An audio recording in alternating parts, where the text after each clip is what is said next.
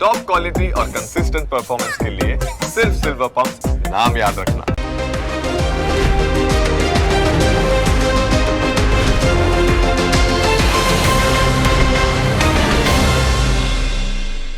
Presented by trade bulls. अब trading सबके बस की बात है।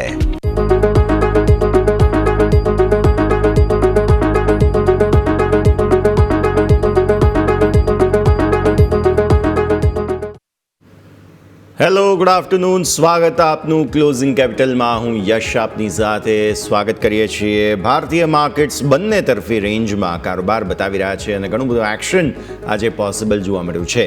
બધા જ સંકેતો સમજીશું, પણ શરૂઆત હેડલાઇન્સની સાથે કરીશું. મર્યાદિત રેન્જમાં બજારમાં કારોબાર. નિફ્ટી રિકવર થયો, 25,100 નજીક પહોંચ્યો. ફરી આવી વેચવાલી. સેન્સેક્સમાં પણ મામૂલી તેજી બાદ આવી વેચવાલી. Auto, IT, pharma, FMCG share બનાવ્યું દબાણ. સરકારી બેંક તરફથી વેચવાલીને કારણે બેંક નિફ્ટી પર દબાણ. બેંક નિફ્ટી હાઈથી 450 પોઈન્ટ ઘટી અને 56,900 નજીક. એસબીઆઈ, પીએનબી અને કેનરા બેંકમાં 3% સુધીનો ઘટાડો. ન્યૂ એજ શેર્સમાં તેજી. એટર્નલ 11% વધી લાઈવ હાઈ પર. સ્વિગી, પેટીએમ, નાયકા, ઇન્ફોએજ જેવા શેરમાં સારી તેજી સાથે કારોબાર.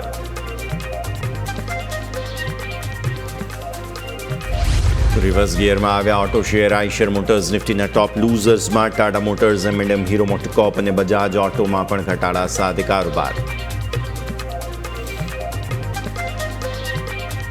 ફાર્મા શેરમાં સતત ત્રીજા દિવસે ઘટાડા સાથે કારોબાર. ઓરોબિંદો ફાર્મા 1 મહિનાના તળિયે. સિપ્લા, ગ્લેનમાર્ક ફાર્મા, ડોક્ટર રેડ્ડીઝ અને સન ફાર્મામાં પણ ઘટાડા સાથેના સંકેત.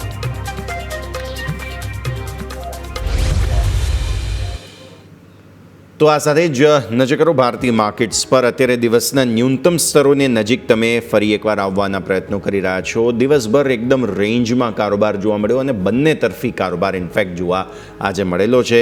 આ તરફ તમે સેન્સેક્સ પર નજર કરો. વારંવાર લીલા નિશાનમાં આવવાની કોશિશ જરૂર થઈ રહી છે, પણ અગેન આજે એક્સપાયરી હતી અને એકંદરે જોવા જાવ તો મ્યુટેડ એક્સપાયરી રહી છે, એટલે કંઈ ખાસ એક્શન બન્યું નથી.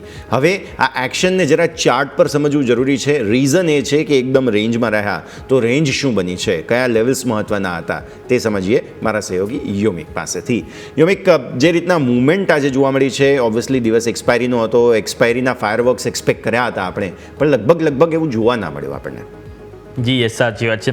હવે આપણે જોઈએ ને તો છેલ્લા 2-3 દિવસથી આપણે ઇવન એક અઠવાડિયું કહી દઈએ, એક અઠવાડિયેથી માર્કેટને એમ કહી શકીએ કે કંટ્રોલ આપણને બેંક નિફ્ટી કરી રહ્યું છે અને આપણને એવું રીતનું સમજણ આપી રહ્યું કે કભી ખુશી કભી ગમ. ગઈકાલે જોયું તો સારી એવી તેજી આપી. આઈસીઆઈસી બેંક, એચડીએફસી બેંકના પરિણામ આવ્યા. સ્ટોકમાં જોઈએ સારી એવી તેજી, જેના કારણે બેંક નિફ્ટી સપોર્ટ જોવા મળી, નિફ્ટીમાં સપોર્ટ આવ્યો. અને આજે તમે જો તો માર્કેટમાં જે ઘટાડાનું કારણ પણ તમે જોશો તે સૌથી પહેલાં આવે છે, એ છે અહીંયાથી બેંક નિફ્ટી. બેંક નિફ્ટી તમે જો ત્યાં સૌથી વધારે કમજોરી જોવા મળી રહી છે અને એ કારણે તમે જો તો અહીંયા વધારે દબાણ જોવા મળ્યું છે. પરંતુ આ દબાણ બાદ ગઈકાલની તેજી હતી, હવે આજે અડધી ધોવાઈ ગઈ છે. તો એ બાદ હવે કયા લેવલ ધ્યાન પર રાખવા, શું આ મંદી આજની આવતીકાલે પણ અહીંયાથી કન્ટિન્યુ થઈ શકે અને થાય તો કયા સપોર્ટ છે કે જ્યાંથી બાઉન્સ બેક આવી શકે, દરેક વસ્તુ આવો સમજવાના પ્રયત્ન કરીએ. સૌથી પહેલાં આપણે અહીંયાથી જોઈ લઈએ નિફ્ટી ઉપર આપણે નજર કરીએ તો નિફ્ટીમાં આપણે ડેઇલી ચાર્ટ ઉપર આપણે અહીંયાથી ફોકસ કરવાના પ્રયત્ન કરીએ. તો ડેઇલી ચાર્ટ તમે અહીંયાથી નજર કરો. ડેઇલી ચાર્ટમાં નો ડાઉટ ગઈકાલે આપણને સારી એવી તેજી જોવા મળી અને આપણે તેજીમાં 10 EM નજીક ગયા. આપણે ગઈકાલે પણ મેં વાત કરી હતી ક્લોઝિંગ શોમાં જ કે અહીંયાથી આ તેજી આવી છે, પરંતુ એટલી ખુશી નહીં કરવાની. શા માટે? જ્યાં સુધી આપણે આ 10 ડે એક્સપોનેન્શિયલ મૂવિંગ એવરેજ છે તમારી બ્લુ અને તમારી અહીંયાથી થઈ રહી છે 25,160, એની ઉપર તમે ક્લોઝિંગ ના આપો ત્યાં સુધી એટલો કોન્ફિડન્સ માર્કેટમાં નહીં આવે. અને આજે એક્ઝેક્ટલી તમે નજર કરો તો તમારા હાઈ બન્યા 25,182, રાઈટ. 25,182 તમારા હાઈ બન્યા અને તમે જુઓ ત્યાંથી તમે તરત નીચે આવી ગયા અને તમે અત્યારે હાલ 25,065 ઉપર તમે કારોબાર કરી રહ્યા છો. એટલે કે ઓલમોસ્ટ તમે જોશો તો અહીંયા તમે અત્યારે કારોબાર કરી રહ્યા છો. એટલા માટે 25,182 જે તમને આજે અવરોધ નડ્યો છે, આવતીકાલે પણ આ તમારો રેઝિસ્ટન્સ રહેશે. એટલે સૌથી પહેલો રેઝિસ્ટન્સ તમારા માટે આ આવશે 25,159 તમે લઈ લો. 10 EM આપણે 160 લઈ લઈએ. આજનો હાઈ અને 180 બંને સરખું જ છે, એટલે આપણે પહેલાં રેઝિસ્ટન્સ તરીકે લઈશું 25,160, જેની ઉપર આપણે શું જોઈશે? ક્લોઝિંગ જોઈશે. રાઈટ. અને જો ક્લોઝિંગ આવી જાય તો પછી આપણે તેજી 25,227 સુધીથી જોવા મળી શકે. એનાથી આગળ શા માટે નહીં એ આપણે 15 મિનિટ ઉપર તમને સમજાવીશ, કારણ કે ત્યાં પણ એક મોટો અવરોધ છે. છેલ્લા 2-3 અઠવાડિયે તમે જો આખો જુલાઈ મહિનો આપણે લઈ લઈએ તો જુલાઈ મહિનામાં પણ આ બે અવરોધ અહીંયાથી વારંવાર નડ્યા છે. એક તો 25,227 અને બીજું તમે જોશો ને 25,118. એ પણ આપણે 15 મિનિટમાં સમજીશું કે 25,118 જે વારંવાર તમને એક અવરોધ સાબિત થયો છે. જેવું માર્કેટ ત્યાં જાય છે કે તમને દબાણ આવે છે અને તમે નીચે આવી જાઓ છો. આ છે આપણે રેઝિસ્ટન્સ. હવે નીચે સપોર્ટ કયા સપોર્ટ હવે વધારે વેચવાલી આવો તો કયું લેવલ છે કે જ્યાં માર્કેટને ટકવું જરૂરી છે? તો નીચે સૌથી પહેલાં આપણે ધ્યાન પર રાખીશું એ છે 25,035. આ 25,035 તમે આજના દિવસનો લો આપણે અહીંથી લીધો છે. આજનો લો આવતીકાલે અહીંથી તૂટવો ના જોઈએ. જો એ બ્રેક થાય તો નીચે કમજોરી વધી શકે અને કમજોરીમાં તમને આ લેવલ જોવા મળી શકે છે. આ જે આપણે ટીક કર્યું અહીંયા તમે જો અહીંયા સપોર્ટ લાઈન તમને માર્કેટમાં તેજી આવી હતી. અહીંયા ફરીથી તમે એક્ઝેક્ટલી ત્યાં જ સપોર્ટ લીધો હતો, ફરીથી તમે તેજીને પ્રયત્ન કરે, પરંતુ હવે તમે ફરીથી અહીંયા નીચે આવી રહ્યા છો. તો આ તમારો એક ક્રુશિયલ સપોર્ટ છે અને તમારા માટે અહીંયાથી બની રહ્યો છે. જે આ 24,944 તમારા હાલમાં આપણે જોઈ રહ્યા છો એ તો તમારો નો ડાઉટ છે જ, પરંતુ આ જે તમારું લેવલ છે એ છે 25,000નું લેવલ છે. એટલા માટે આપણે ગઈકાલે પણ મેં વાત કરી હતી, આ મહત્ત્વની રેન્જ છે 24,900 થી 25,000. આ તમારો એક મેઇન સપોર્ટ ઝોન છે. જો આની નીચે ક્લોઝ આપો તો તમે 24,900 ને નીચે, તો સ્વાભાવિક છે કે માર્કેટમાં વધારે પેઇન જોવા મળી શકે, બીજા 300-400 પોઈન્ટ ઘટાડો પણ આવી શકે છે. પરંતુ જ્યાં સુધી આ સપોર્ટ થાય ત્યાં સુધી આપણને તેજીની અપેક્ષા નહીં રાખીએ, પરંતુ એક માર્કેટમાં કન્સોલિડેશન થતું જોવા મળશે. એક દિવસ ઉપર એક દિવસ નીચે એ રીતે આપણને જોવા મળી શકે. તેજીનું આપણે એક્સપેક્ટેશન પહેલાં તો આપણે આ કન્ડિશન ફૂલફિલ થવી જોઈએ. 10 EMA તમારું ક્લોઝિંગ આવવું જોઈએ અને 227 કે જેની ઉપર તમારું માર્કેટ જવું જરૂરી છે. તો આ વાત થઈ ગઈ આપણે અહીંયાથી ઓવરઓલ સ્ટાર્ટ, કે જેમાં પોઝિશનલ વ્યૂ આપણે અહીંથી ફોકસ કરીશું. હવે આવો નજર કરીએ 15 મિનિટનું સેટઅપ. 15 મિનિટમાં તમે નજર કરો તો 15 મિનિટમાં તમારા માટે સૌથી પહેલાં આપણે 14 તારીખની આગળ અહીંયાથી તમે નજર કરો તો તમારા માટે આ એક રેન્જ હતી, રાઈટ. આ રેન્જમાં ઉપરની તરફ જેમ આપણે જે લાઈન છે એ આપણે છે અહીંયાથી 25,227 અને નીચે આજે તમારી છે એ છે અહીંયા 25,118 અને આ નીચેની તમારા માટે છે એ છે અહીંયા 25,000ની આજુબાજુ, રાઈટ. આવા 3 રેન્જ કેટલું અહીંયાથી આપણે વર્કઆઉટ થઈ રહી છે નજર કરીએ. તમે અહીંયાથી 11 તારીખે જેવા તમે અહીંયાથી તૂટ્યું તો તરત તમે અહીંયાથી નીચે આવ્યા અને આ તમે એક્ઝેક્ટલી તમારું ક્લોઝિંગ અહીંયા આવ્યું. આ લેવલ હતું 25,118. હવે તમે બીજા દિવસે ઓપન થયા 25,118 તમારે રિજેક્શન આવ્યું, કારણ કે હવે તમે નીચે જેવા આવ્યો એટલે તમારા માટે એક રેઝિસ્ટન્સ બની જાય છે. તમે ફરીથી નીચે આવ્યા 25,000 ઉપર તમે અહીંયાથી સપોર્ટ લીધો. સપોર્ટ લઈને તમે ઉપર ગયા, તમારું ક્લોઝિંગ ક્યાં આવ્યું 25,118. હવે 25,118 તમે ઓપન થયા કારણ તમે જો અહીંયા અવરોધ ક્યાં આવ્યો તો 25,227. 25,227 જ્યારે તમે 15 તારીખે ઓપન થયા તો અહીં તમે નજર કરો તો એક્ઝેક્ટ તમે નીચે આવ્યા અને નીચેનું લેવલ કયું હતું 25,118. હવે 25,118 તમે 16 તારીખે ઓપન થયા ત્યાંથી તમે ઉપર જશો તો ફરીથી તમારા માટે અહીંયાથી અવરોધ આવે છે 25,227 આજુબાજુ. હવે ત્યાં તમે જુઓ તો 16 તારીખે તમે રિજેક્શન આવ્યું, ફરીથી થોડી અપસાઇડ બતાવવાનો પ્રયત્ન કર્યા, પરંતુ તમે ક્લોઝિંગ એની વચ્ચે આવ્યા રેન્જમાં. 17 તારીખે તમે જુઓ તો જેવી તમે રેન્જ બ્રેક કરી તો તમે ડાયરેક્ટ તમે અહીંયા નીચે આવી ગયા, રાઈટ. એટલે નીચે તમે જુઓ તો અહીંયા સપોર્ટ ના મળ્યો, નો ડાઉટ અહીંયાથી કન્સોલિડેશન કર્યું, ફરીથી તમે આવી ગયા અને ફરીથી તમે જુઓ તો ગઈકાલે તમને આ રેન્જમાં જોવા મળ્યો કારોબાર. ઇવન આજે તમે જુઓ આની ઉપર ગયા તો ફરીથી તમે આ રેન્જમાં આવી ગયા.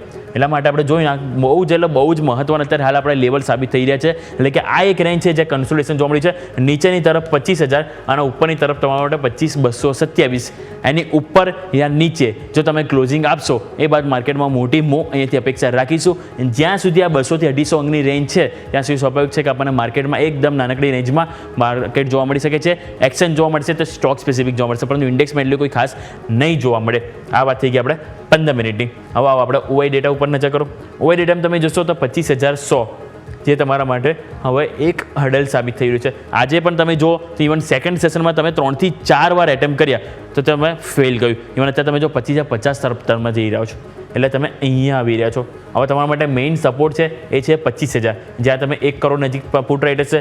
24,900 જ્યાં પણ તમારા માટે 75 લાખ છે. એટલા માટે જ મેં કીધું તમારા માટે 24,900 થી આપણે વાત થઈ 25,000. આ એક રેન્જ છે જે એક સપોર્ટ તરીકે કામ કરશે.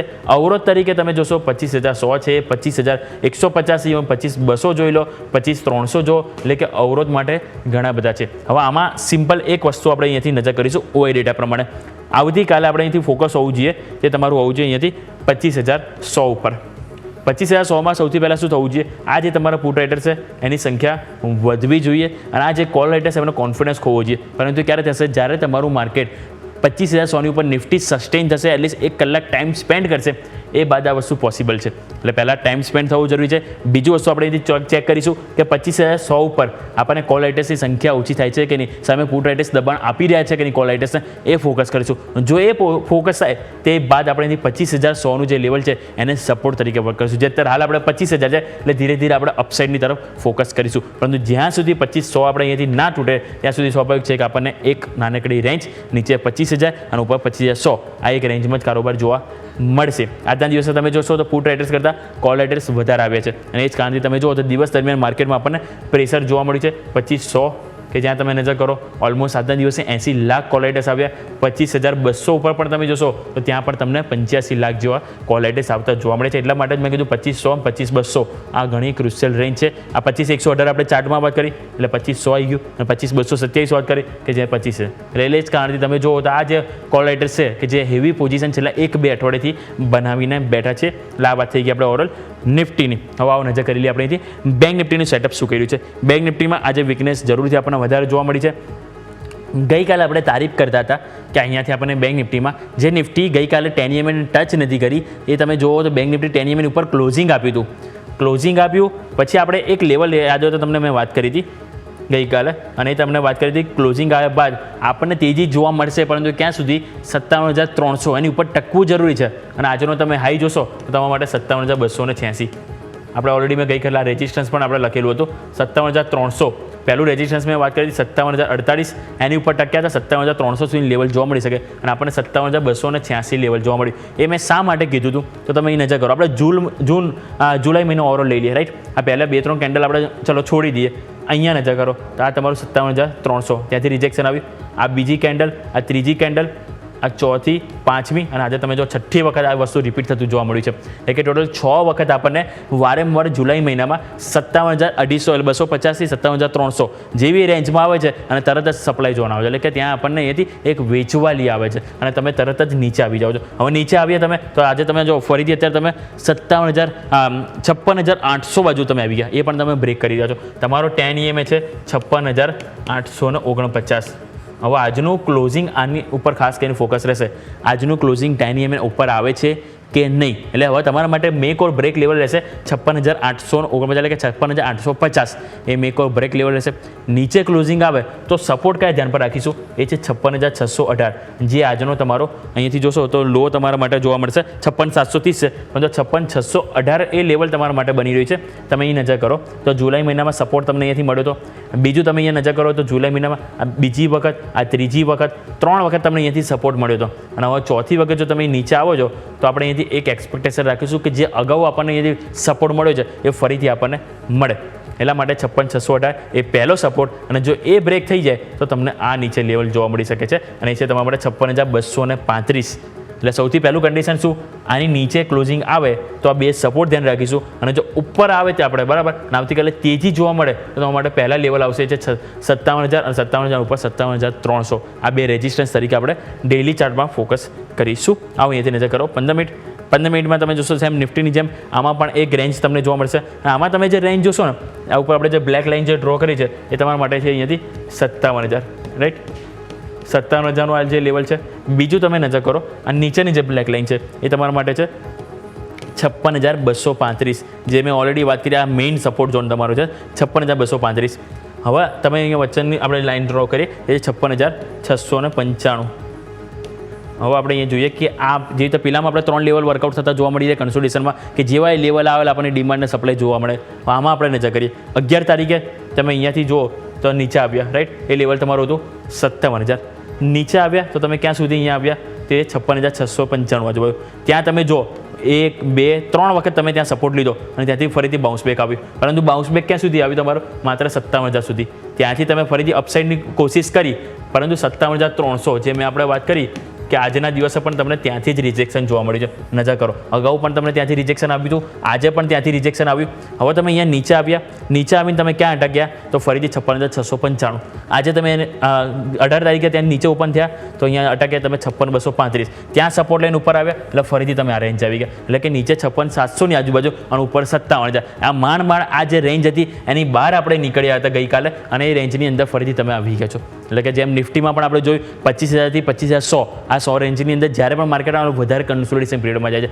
સેમ આના માટે આપણે લેવલ છે 56,700 થી 57,000 અને ઉપર 57,200 આપણે લેટ્સ લઈ લઈએ. 500 અંકની રેન્જ છે કે જેમાં આપણને બેંક નિફ્ટી પણ એક કન્સોલિડેશન ઝોનમાં જોવા મળે છે. એટલે આ લેવલ આપણે ફોકસ કરીશું. ઉપરની તરફ સૌથી પહેલાં 57,000 ઉપર ટકવું જોઈએ. ટકી જાય તો 57,300 આની ઉપર એક વખત ક્લોઝિંગ આપણે જોઈએ છે. બસ જો આની ઉપર ક્લોઝિંગ આપી દીધું તો ઇઝીલી આપણને બેંક નિફ્ટીમાં નવા રેકોર્ડ હાઈ બનતા જોવા મળી શકે.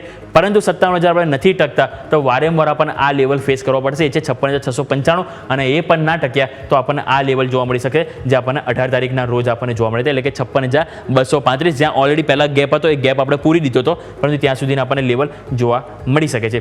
ઓઆઈમાં નજર કરો તો તમારા માટે મેઇન 57,000 જે હર્ડલ છે સ્વાભાવિક છે કે એ જ કારણથી તમે આજે એની ઉપર વારંવાર સવારે તમે પહેલાં 1-2 કલાકમાં બહુ ટ્રાય કર્યા ટકવાના પરંતુ ટક્યા નહીં કારણ કે ત્યાં કોલર એડ્રેસ વધારે હતા. નજર કરો તો કોલર એડ્રેસ તમારે ત્યાં 21 થી 22 લાખ કોલર એડ્રેસ તમને જોવા મળી જાય. સામે પુટ એડ્રેસ જોશો તો પુટ એડ્રેસ માત્ર 11 થી 12 લાખ છે. એટલે કે માત્ર 50% છે એમની સામે તેઓ અહીંથી ડિફેન્ડ કરવા માટે. 56,500 જે એક સપોર્ટ તરીકે ઝોન રહેશે કે જ્યાં તમારા માટે ઓલરેડી પુટ એડ્રેસ છે અને બીજું 56,000 ઓલ ટાઈમ તમારો સપોર્ટ છે. પરંતુ એઝ ઓફ નાઉ ફોકસ 56,500 ઉપર આપીશું કે હવે કોઈ પણ કારણોસર જો અહીંયાથી તમે અત્યારે હાલ 56,800 આજુબાજુ અત્યારે અહીંયા કારોબાર કરી રહ્યા છો કોઈ પણ કારણોસર તમે અહીંયા આવો તો એક વખત જરૂરથી તમને મોકો મળશે કે તમે ઉપર આવો. પરંતુ જો તમારો આ લેવલ તૂટ્યું તો 56,000 લેવલ છે કે જે માત્ર તમને પુટ એડ્રેસ ઝોન છે જ્યાં સપોર્ટ મળી શકે છે. આગળ અવરોધ માટે 57,000 ઓલરેડી આપણે વાત કરી 57,200 કે જ્યાં વારંવાર અવરોધ સાબિત થઈ રહ્યો છે. ઓવાઈ ચેન્જ નજર કરો તો ઓવાઈ ચેન્જમાં તમારા માટે 56,000 કે જ્યાં આજે કોલ રાઇડર્સ પણ ગયા અને પુટ રાઇડર્સ પણ ગયા છે. આજે પુટ રાઇડર્સ આવ્યા તો એકદમ મામૂલી સંખ્યામાં માત્ર જોશો તો તમને અહીંથી ઇવન 1 લાખ પણ કોઈ જગ્યાએ આપણને પુટ રાઇડર્સ નથી જોવા મળે. નો ડાઉટ 57,000 ઉપર આવ્યા છે પરંતુ સામે કોલ રાઇડર્સ વધારે આવે છે એ એક જરૂરથી ચિંતાનો વિષય છે. 57,500 ઉપર આવ્યા છે. એટલે એઝ ઓફ નાવ આપણે જોઈએ તો આજનો જે ડેટા ગઈકાલે ઇવન આપણે જોતા તો આપણને ઓવાઈ ડેટા જે હતો એ સારો પોઝિટિવ બિલ્ડઅપ થતો જોવા મળે છે. પરંતુ આજનો જે ઓવાઈ ડેટા જે આપણને જોવા મળે છે એ આપણને ક્યાંક ને ક્યાંક થોડુંક ફરીથી નેગેટિવિટી તરફ જોઈએ કારણ કે તમે જે મહત્વનું જે લેવલ હતું 57,000 એ તમે બ્રેક કરી રહ્યા છો અને એ જ કારણથી સ્વાભાવિક છે કે પરેશાની અહીંથી વધતી જોવા મળી શકે છે. નિફ્ટીમાં પણ આપણે નજર કરી કે 25,100નું જે લેવલ હતું એ આપણને અહીંથી ક્રોસ ના થયું. તમે ઉપર ક્લોઝિંગ નથી આપી રહ્યા તમે વારંવાર જાઓ છો પરંતુ તેની નીચે આવી જાઓ છો. એટલે 25,000 મેઇન ફોકસ રહેશે. ઉપર નવી તેજી માટે 25,118 એ ક્રોસ થવું જરૂરી છે. બેંક નિફ્ટી માટે આપણે અહીંથી ફોકસ કરીશું છે 56,695 ત્યાં આવે તો એક વખત જરૂર મોકો મળશે. ના મળ્યો તો 56,235 પણ આપણને લેવલ જોવા મળી શકે છે. યસ તો આ બંને જ લેવલ્સ છે કે જેને આપણે ખાસ ધ્યાન પર રાખવાના થશે. યોમિક પછી શોમાં આપના સાથે જોડાઈએ. નિફ્ટી બેંક નિફ્ટી બધા માટેના લેવલ્સ આપણે બેઝિકલી અહીંયાથી ખાસ ડિસ્કસ કરી લીધા છે કે જેને ધ્યાન પર રાખીશું. દર્શક મિત્રો સમય દેખ્યો છે એક બ્રેક લેવાનો. બ્રેક બાદ ભારતીય માર્કેટ્સ અને પર્ટિક્યુલરલી સેન્સેક્સ એક્સપાયરી માટે છેલ્લો પોણા કલાકથી પણ ઓછો સમય બાકી બચ્યો છે. બધા જ મૂવ્સને સમજીએ બ્રેક બાદ.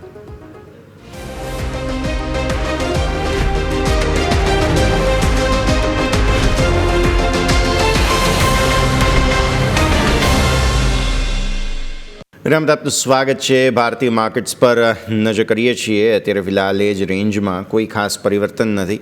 25,060 એક એવી જગ્યા બની છે કે જ્યાંથી વારંવાર કોશિશ કરી છે આપણે પાછલી 15 મિનિટની અંદર તમે જુઓ તો 25,060 એ જગ્યા બનતી તમને જોવા મળી રહી છે. નો ડાઉટ લો આપણે 25,047 સુધી બનાવવાની કોશિશ કરી બટ 25,060 અને હવે 25,074 આમ તો 10 પોઈન્ટ છે એટલે 10 પોઈન્ટનું કંઈ સિગ્નિફિકન્સ નથી. એવું પણ આવે જેમ યોમિક હમણાં કહ્યું તેમ રેન્જ જ એટલી નાની બની ગઈ છે કે 10 પોઈન્ટ ઉપર પણ આવે માર્કેટ્સ તો પણ થોડા હોપ્સ વધી જાય કે ઓકે ચલો ફાઇનલી 10 પોઈન્ટની મૂવ આવી છે.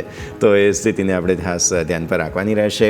આગળ વધીએ જરા સેક્ટર સ્પેસિફિક વોચ હું તમને જણાવી દઉં કેમ કે દિવસની શરૂઆતમાં શું થયું દિવસની શરૂઆતમાં ડિફેન્સ સરસ ચાલી રહ્યું હતું અને આ સિવાય તમે જોવા જાઓ તો અન્ય સેક્ટર્સની અંદર ખાસ કન્ઝમ્પશનને એ બધા ચાલી રહ્યા હતા.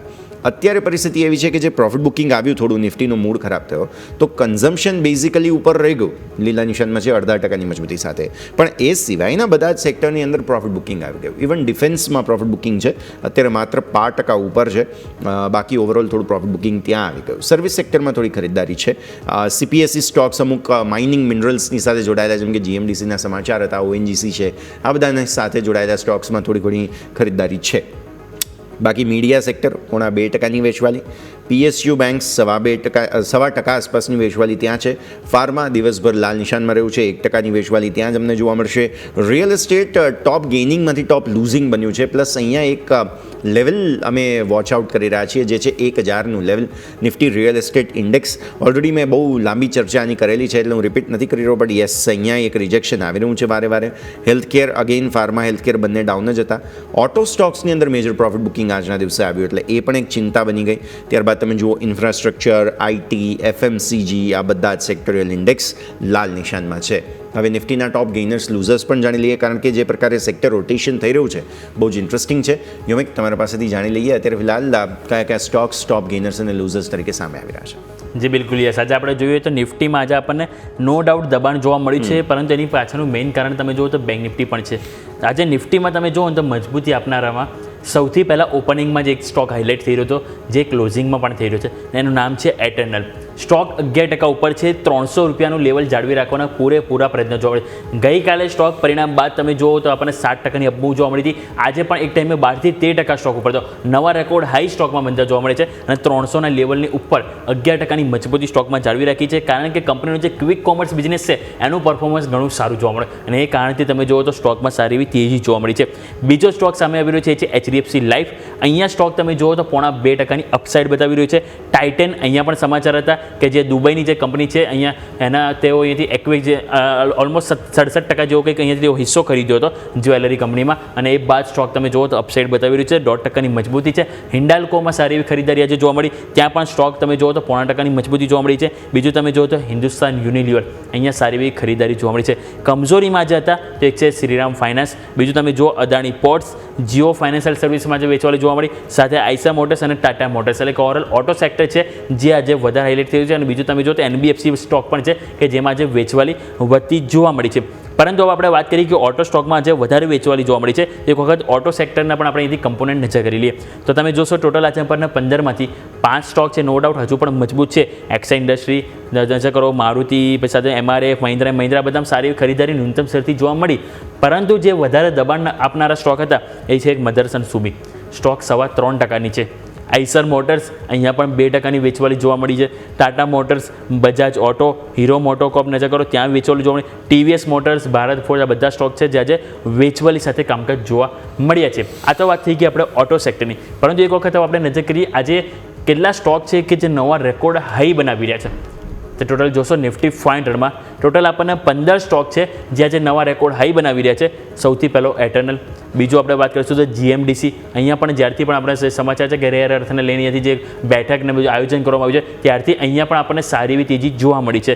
બીજું રેમકો સિમેન્ટ 3.5%ની અહીંથી તેજી જોવા મળી, નવા રેકોર્ડ હાઈ. શ્રી સિમેન્ટ, અહીંયા પણ સતત તેજી જોવા મળી છે, નવા રેકોર્ડ હાઈ બની રહ્યા છે. વિશાલ મેગા માર્ટ, આ સ્ટોક પણ તમે જુઓ ઘણા બધા અહીંયાથી બ્રોકરેજ હાઉસ છે, ઘણા બધા ફંડ હાઉસ છે, તેઓ આ સ્ટોકને લઈને પોઝિટિવિટી બતાવી છે અને સ્ટોક તમે જો 2.5%ની તેજી સાથે 142 નવા રેકોર્ડ હાઈ બનાવી રહ્યા છે. બીજું સ્નાઇડર, અહીંયા પણ નવા રેકોર્ડ હાઈ. ઇથપેરી, UPL, Fortis Healthcare, UTI AMC, જે ઇવન આજે આપણે વાત પણ કરી હતી બમ્પર સ્ટોકમાં UTI AMC, અને એમાં પણ તમે જો સારા તેજી અને નવા રેકોર્ડ હાઈ બન્યા છે. આધાર હાઉસિંગ ફાઇનાન્સ, મહિન્દ્રા ઓથમ ઇન્વેસ્ટમેન્ટ, આ બધા સ્ટોક છે કે જે આજે તેમના 52 વીક હાઈ એન્જોય કરતા જોવા મળી રહ્યા છે. યસ, તો આ બધા જ સ્ટોક્સ છે કે જે અત્યારે ફિલહાલ હાઇલાઇટ થતા જોવા મળી રહ્યા છે, જેને ધ્યાન પર રાખીશું. સાથે સાથે માર્કેટમાં પણ એક સપોર્ટ લેવાની કોશિશ જરૂર થઈ રહી છે, પણ અગેન ખાસ એવી સફળતા છે નહીં, એટલે એ સ્થિતિ પણ ધ્યાન પર રાખવાની રહેશે. અને સાથે સાથે જોવા જાઓ તમે તો જે પ્રકારે મૂવમેન્ટ માર્કેટમાં છે, સેક્ટર સ્પેસિફિક આપણે જોવા જઈ રહ્યા છીએ, વારે કોશિશ માર્કેટ્સ રોટેશન આપવાની કરી રહ્યા છે, પણ જેમ હમણાં યોમિક વાત કરી રહ્યા હતા તેમ કે એક IT છે જે હજુ પણ સાથ નથી આપી રહ્યું, અને IT અત્યારે ફિલહાલ 0.5% આસપાસની વેચવાલી જે છે તે તમને બતાવતું જોવા મળી રહ્યું છે. એટલે કે IT બેઝિકલી એક પ્રોબ્લેમેટિક જગ્યા છે કે જેને તમારે ધ્યાન પર રાખવાની રહેશે. ત્યાંથી સપોર્ટ નથી આવી રહ્યો, એ સ્થિતિ ઉપર આપણે ફોકસ રાખીશું. પણ આગળ વધીએ. હવે બીજા સ્ટોક્સ બેઝિકલી કે જ્યાં તમને થોડું ઘણું એક્શન બનતું જોવા મળી રહ્યું છે તેના પર નજર કરીશું, કેમ કે ઝોમેટો અને સ્વિગી ઓબ્વિયસલી આજે સ્ટોરી ઓફ ધ ડે જ છે. મને લાગે છે બધા લોકોએ આજે ઓર્ડર પણ કરી દીધું હશે એક વખત ત્યાંથી ખાવા પીવાનું, અને ઇવન ક્વિક કોમર્સ પણ છે, એટલે બધી જ સ્થિતિઓને આપણે જરૂરથી ધ્યાન પર રાખી રહ્યા છીએ. બટ સાથે સાથે જોક્સ અપાર્ટ, સિમેન્ટ કંપનીઓ છે કે જેમાં થોડું એક્શન ભરપૂર રહેતું જોવા મળી રહ્યું છે. એટલે કે હવે આપણા સૌ કોઈનું ધ્યાન જે છે તે સિમેન્ટ કંપનીઓ પર હોવું જોઈએ. એક તો ઇન્ડિયા સિમેન્ટ બહુ ઇન્ટરેસ્ટિંગ જગ્યા પર આ સ્ટોક આવીને ઊભો છે, અને જે રીતે અમુક સમાચારો હતા એક્વિઝિશનના તે બધી પરિસ્થિતિઓને લઈને, તો ત્યારથી થોડું એક્શન અહીંયા ખાસ બનતું જોવા મળી રહ્યું છે. સો યસ, ઇન્ડિયા સિમેન્ટ એક જગ્યા 6% મજબૂતી આજના દિવસે અહીંયા જોવા મળી રહી છે. આ સિવાય તમે GMDC જોશો, વારંવાર આ એક એવી જગ્યા છે કે જ્યાં તમને ખરીદદારી આવતી જોવા મળે છે. એટલે એક માઇનિંગ મેટલ્સ મિનરલ, આ MM સ્ટ્રેટેજી પણ એક બની રહી છે અહીંયા. મિનરલ્સ, મેટલ્સ, માઇનિંગ, આ એક એવી જગ્યા છે કે જે આમ પણ હવે ચીન સાથે પણ અમુક સ્ટ્રેટેજિક કરારો આપણે કરી રહ્યા છીએ, જે આવનારા દિવસોમાં આપણને જલ્દી લાગુ થતા જોવા મળશે. અમુક સેક્ટર્સમાં અમુક ચીનની કંપનીઓને છૂટ મળે, કારણ કે એક તો એમણે જે ખાસ રેર અર્થ મિનરલ્સ પર જે રીતે આધિપત્ય જમાવી રાખ્યું છે, અને આપણે સૌ કોઈને જે યોગ્ય પુરવઠો મળવો જોઈએ તે નથી મળતો. એક ઓટો સેક્ટર માટે જે ઓવરહેંગ છે તે એ પણ છે. મેગ્નેટ્સ, બેઝિકલી EVs માટે થઈને એ મેગ્નેટ્સની સપ્લાય કઈ રીતે થશે તે એક સવાલ પણ છે. તો GMDC છે જે અત્યારે ફિલહાલ સપોર્ટ લઈને આગળ વધવાની કોશિશ તમને કરતું જોવા મળી રહ્યું છે. આ સિવાય એમક્યોર ફાર્મા પર તમે નજર કરો કે જ્યાં પણ તમને એક્શન બનતું જોવા મળી રહ્યું છે. આજે 5%ની અપર સર્કિટ પર લોક થયો હતો એમક્યોર, એટલે એ સ્થિતિને ધ્યાન પર રાખીએ. NLC ઇન્ડિયા, જે હમણાં ઓલરેડી આપણે વાત કરી. અચ્છા, ટોપ લૂઝર્સ જો નિફ્ટી 500ના જોવા જઈએ છીએ, તેમાં 361 વામ છે. આજે સવારે બ્લોક ડીલ થઈ હતી અહીંયા, અને એ બ્લોક ડીલ બાદ બેઝિકલી પ્રોફિટ બુકિંગ આવતું તમને જોવા મળી રહ્યું છે. પછી તમે જુઓ ઝી એન્ટરટેઇનમેન્ટ પણ નજર રાખો, અહીંયા પ્રોફિટ બુકિંગ થઈ રહ્યા છે વારે વારે, કેમ કે જે રીતે ઇન્વેસ્ટર્સને પિચ કર્યું હતું સુભાષચંદ્ર સાહેબે, પણ તેમની તરફથી મંજૂરી ન મળી શેર હોલ્ડર્સ તરફથી, અને પછી હવે ફરી એકવાર હવે પ્રોફિટ બુકિંગ આવવાની શરૂઆત થઈ ગઈ છે અહીંયાથી ખાસ, તો આ ધ્યાન પર રાખો. ઝેન્સાર ટેક પર નજર કરો, 4% આસપાસની વેચવાલી તમને અહીંયા જોવા મળી રહી છે. સ્ટોકમાં 810 થી 857ની રેન્જ બની છે. તો ઝેન્સાર ટેક બેઝિકલી આ ઝેનટેક નથી, ઝેન્સાર ટેક છે કે જેમાં તમને થોડું પ્રોફિટ બુકિંગ આવતું જોવા મળી રહ્યું છે. ઇવન આર પાવર 3.25% નીચે, વોડાફોન 3.5% નીચે. એટલે આજે પેની સ્ટોક્સ માટે પણ દિવસ કંઈ એવો સારો નહોતો. ટ્રાઇડન્ટ લિમિટેડ તમે જુઓ, ટ્રાઇડન્ટ લિમિટેડ 4.5% નીચે. એટલે એકંદરે દિવસ જ આજે આ બધા જ સ્ટોક્સ માટે ખરાબ રહેતો જોવા મળેલો હતો. ઇવન બેન્ક્સમાંથી તમે જોવા જાઓ, AU સ્મોલ ફાઇનાન્સ બેંકની હાલત ખરાબ, 3.25%નો ઘટાડો. કેનરા બેંક, જે હમણાં આપણે વાત કરી રહ્યા હતા કે સરકારી બેંક્સે બેઝિકલી આજે મૂડ ખરાબ કર્યો, તો કેનરા બેંકની અંદર 3.25% આસપાસની વેચવાલી જોવા મળી. PNB આજે 3.25% નીચે હતો. એટલે ઓવરઓલ એકંદરે આ જ સેન્ટિમેન્ટ્સને કારણે થઈને અસર તમને આવતી જોવા મળેલી છે. ઇવન આજે જે હેવેલ્સના પરિણામો આવ્યા તે બાદ બ્લુ સ્ટાર, વોલ્ટાસ, આ બધા જ સ્ટોક્સની અંદર પણ પ્રોફિટ બુકિંગ આવતું જોવા મળ્યું હતું. તો આ સ્થિતિને પણ અહીંયાથી ખાસ ધ્યાન પર રાખવી જરૂરી બને છે. તો આ બધા જ સ્ટોક્સ છે બેઝિકલી કે જેની અંદર તમને એક્શન બનતું જોવા મળ્યું. આ સિવાય તમે તેજી તરફ હજુ પણ અમુક થોડા વેલ મેન્શન જોઈએ, બિકોઝ થઈ શું રહ્યું છે જુઓ, માર્કેટ કેપના હિસાબથી પણ તમે જોવા જાઓ ને, આપણને એવું હતું કે મિડ કેપની અંદર ડેફિનેટલી આજના દિવસે કંઈક એક્શન બનતું જોવા મળશે. ન માત્ર આજે, પરંતુ પાછલા થોડા દિવસોમાં તમને થોડું એક્શન બનતું જોવા મળ્યું હોય, જેમાંથી એક કાઉન્ટર છે ડેફિનેટલી તિલકનગર ઇન્ડસ્ટ્રીઝ. આ એક સ્ટોક છે મિડ કેપની અંદરથી કે જેમાં થોડી તેજી, થોડું એક્શન તમને અહીંયાથી ખાસ બનતું જોવા મળ્યું. તિલકનગરમાં RHI મેગ્નેસિટા, આ સ્ટોક 7.5% આસપાસની તેજી પર તમને બનતો જોવા મળ્યો. તો અહીંયા પણ તમે ખાસ ધ્યાન પર રાખો. થોમસ કુક આપણે ડિસ્કસ કરેલો છે વારે વારે, આ સ્ટોકને આપણે ખાસ કહી શકાય કે બમ્પર સ્ટોકમાં પણ લીધેલું હતું, તો ત્યાં 4.5% આસપાસની સારી તેજી તમને જોવા મળેલી છે આજના દિવસે. તો એ સ્થિતિ ધ્યાન પર રાખો. આજે સ્ટોક આવી ગયો છે 186.50 પર Thomas Cook, by the way. Paras Defence પર તમે નજર રાખો, આ પણ એક બમ્પર સ્ટોકનું કન્ટેન્ડર અમારું. 4.5%ની તેજી, અહીંયા સરસ એક્શન બનતું જોવા મળેલું છે. પછી તમે જુઓ વાટેક વાબાગ, આ સમાચારોના બેઝિસ પર સ્ટોક ચાલ્યો છે. પ્લસ એક બ્રોકરેજ રિપોર્ટ આજે વાટેક વાબાગ માટે થઈને આવ્યો હતો. તેમાં કહેવામાં આવ્યું છે કે જો બુલ કેસ સેનારીઓના હિસાબે જોવા જાઓ તો હાલની સ્થિતિ કરતાં 70%ની તેજી આવી શકે છે આ કંપનીમાં.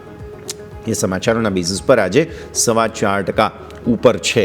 બાકી સિમેન્ટમાં તો મેં તમને ઓલરેડી વાત કરી, જુઓ સ્ટાર છે, પછી ઇન્ડિયા સિમેન્ટ છે, આ બધા જ ની અંદર સારી તેજી હતી. અચ્છા, મેઇન મિડ કેપ સ્મોલ કેપમાં થોડું પ્રોફિટ બુકિંગ જે આવ્યું છે તેમાં એક બ્લુ જેટ હેલ્થ છે.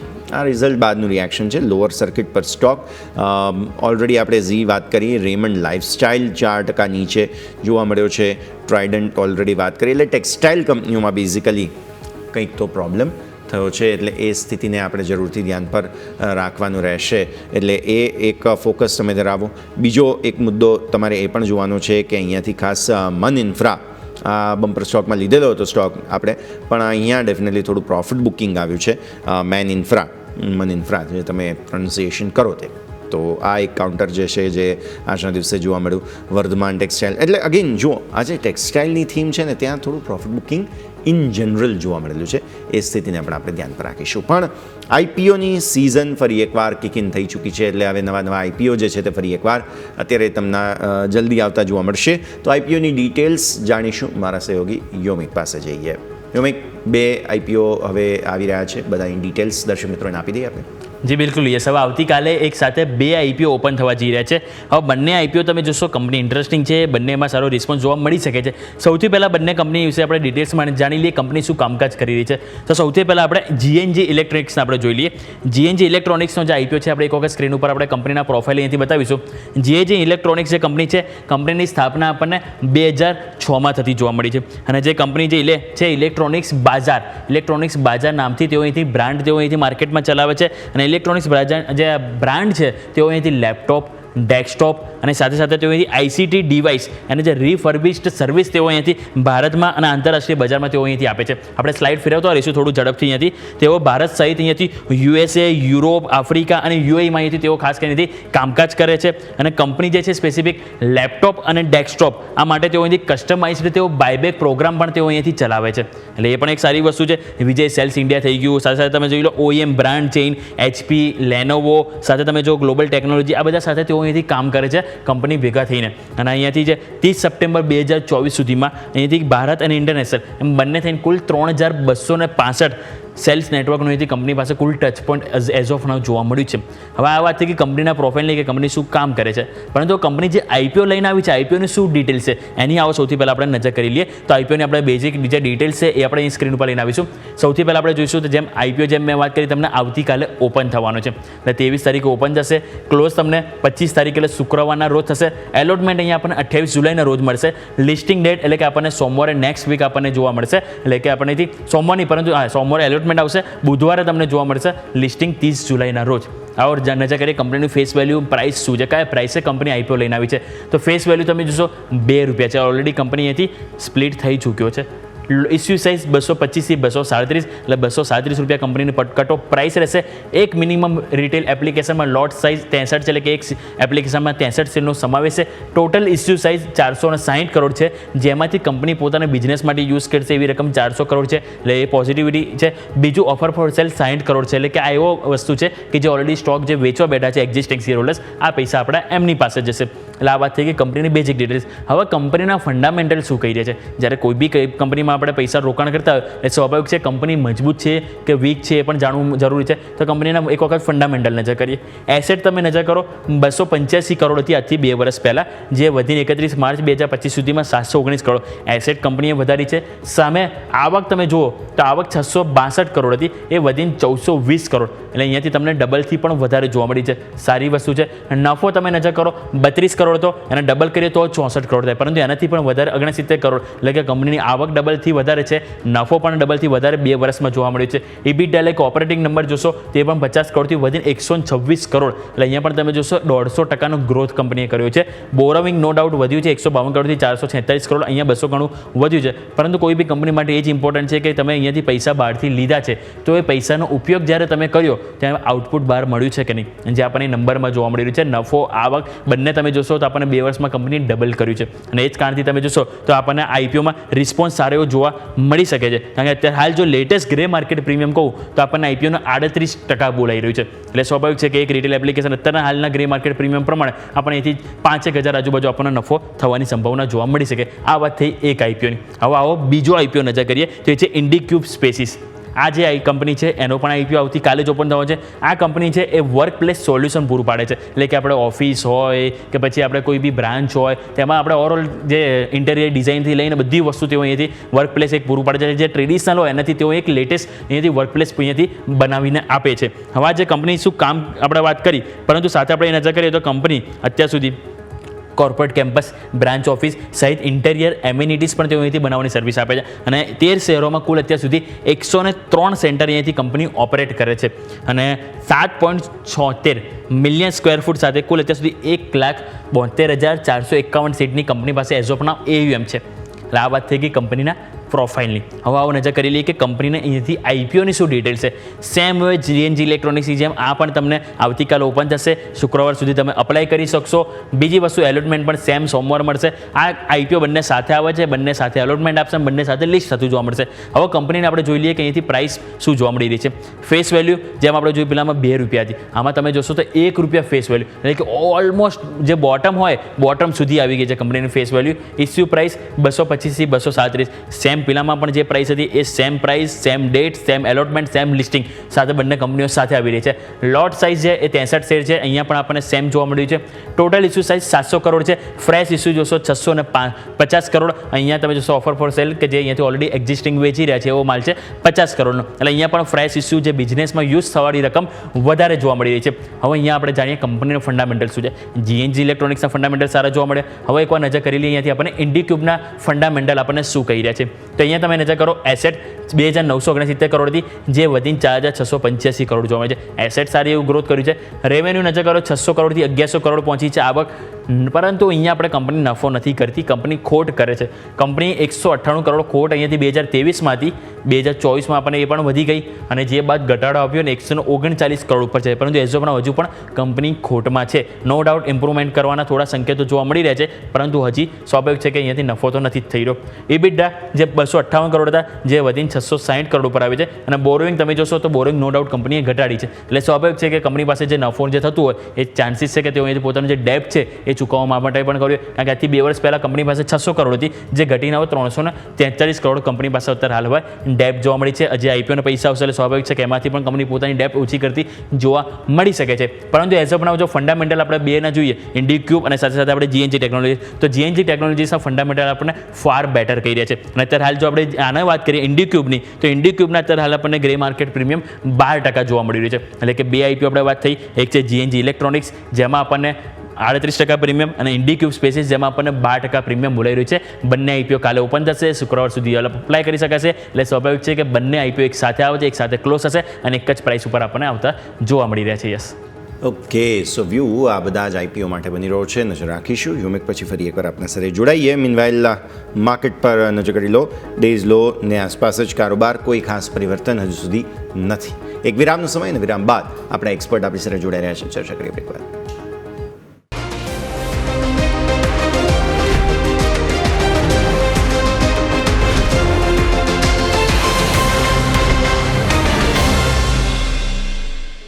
વિરામ બાદ આપનું સ્વાગત છે. ભારતીય માર્કેટ છે જ રેન્જમાં કોઈ ખાસ પરિવર્તન નથી. સેન્સેક્સ લીલા નિશાનમાં આવવાનો પ્રયત્ન કરી રહ્યું છે વારંવાર અને નિફ્ટી પણ અત્યારે એકદમ ફ્લેટ. બેંક નિફ્ટી પણ ફ્લેટ છે. પણ બેડ ન્યૂઝ અત્યારે આપણે જો ગણવા હોય તો તે એ કે બહુ સારી બ્રિલિયન્ટ ઓપનિંગ બાદ બેંક નિફ્ટી લાલ નિશાનમાં છે અને અગેન 57,000ના મેજર લેવલ્સને નીચે છે. માર્કેટ એક્સપર્ટ નિમેશ ઠાકર.com નિમેશ ઠાકર આપણી સાથે જોડાઈ રહ્યા છે. સર સ્વાગત. સૌથી પહેલાં તો ગુડ આફ્ટરનૂન.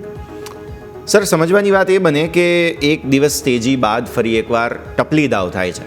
નિમેશ આપણે એ સમજવું જોઈએ કે અત્યારની જે પરિસ્થિતિ છે તે એ છે કે 57,000 બેઝિકલી 25,000 નો ડાઉટ આજે આપણે જાળવવામાં સફળ થઈ રહ્યા છીએ નિફ્ટીમાં, પણ સ્ટીલ રિલાયન્સ છે જે હજુ હેવી વેઇટમાંથી સાથ નથી આપી રહ્યો અને સામે HDFC બેન્કે પણ જે હેવી લિફ્ટિંગ કરવાની કોશિશ કરી પણ પછી અચાનક થાક ખાઈ લીધો. 2000ને ઉપર ફરી એકવાર એ જૂનું જે હેબિટ હતી તે હેબિચ્યુઅલ પરફોર્મન્સ આવી ગયું. તો થોડું સમજીએ સર પહેલાં તો માર્કેટને હેવી વેઇટ્સ ઉપર ભરોસો રાખવો કે મિડ કેપ સ્મોલ કેપ પર કઈ રીતે જોવું, કેમ કે માર્કેટ અચાનક જ જેને કહેવાય ને એક ઉત્સાહ બતાવે છે અને પછી બીજા દિવસે એમ કહે છે કે ના મેં તો થક ગઈ ભાઈ સાહેબ. નિમેશ સર. Good afternoon.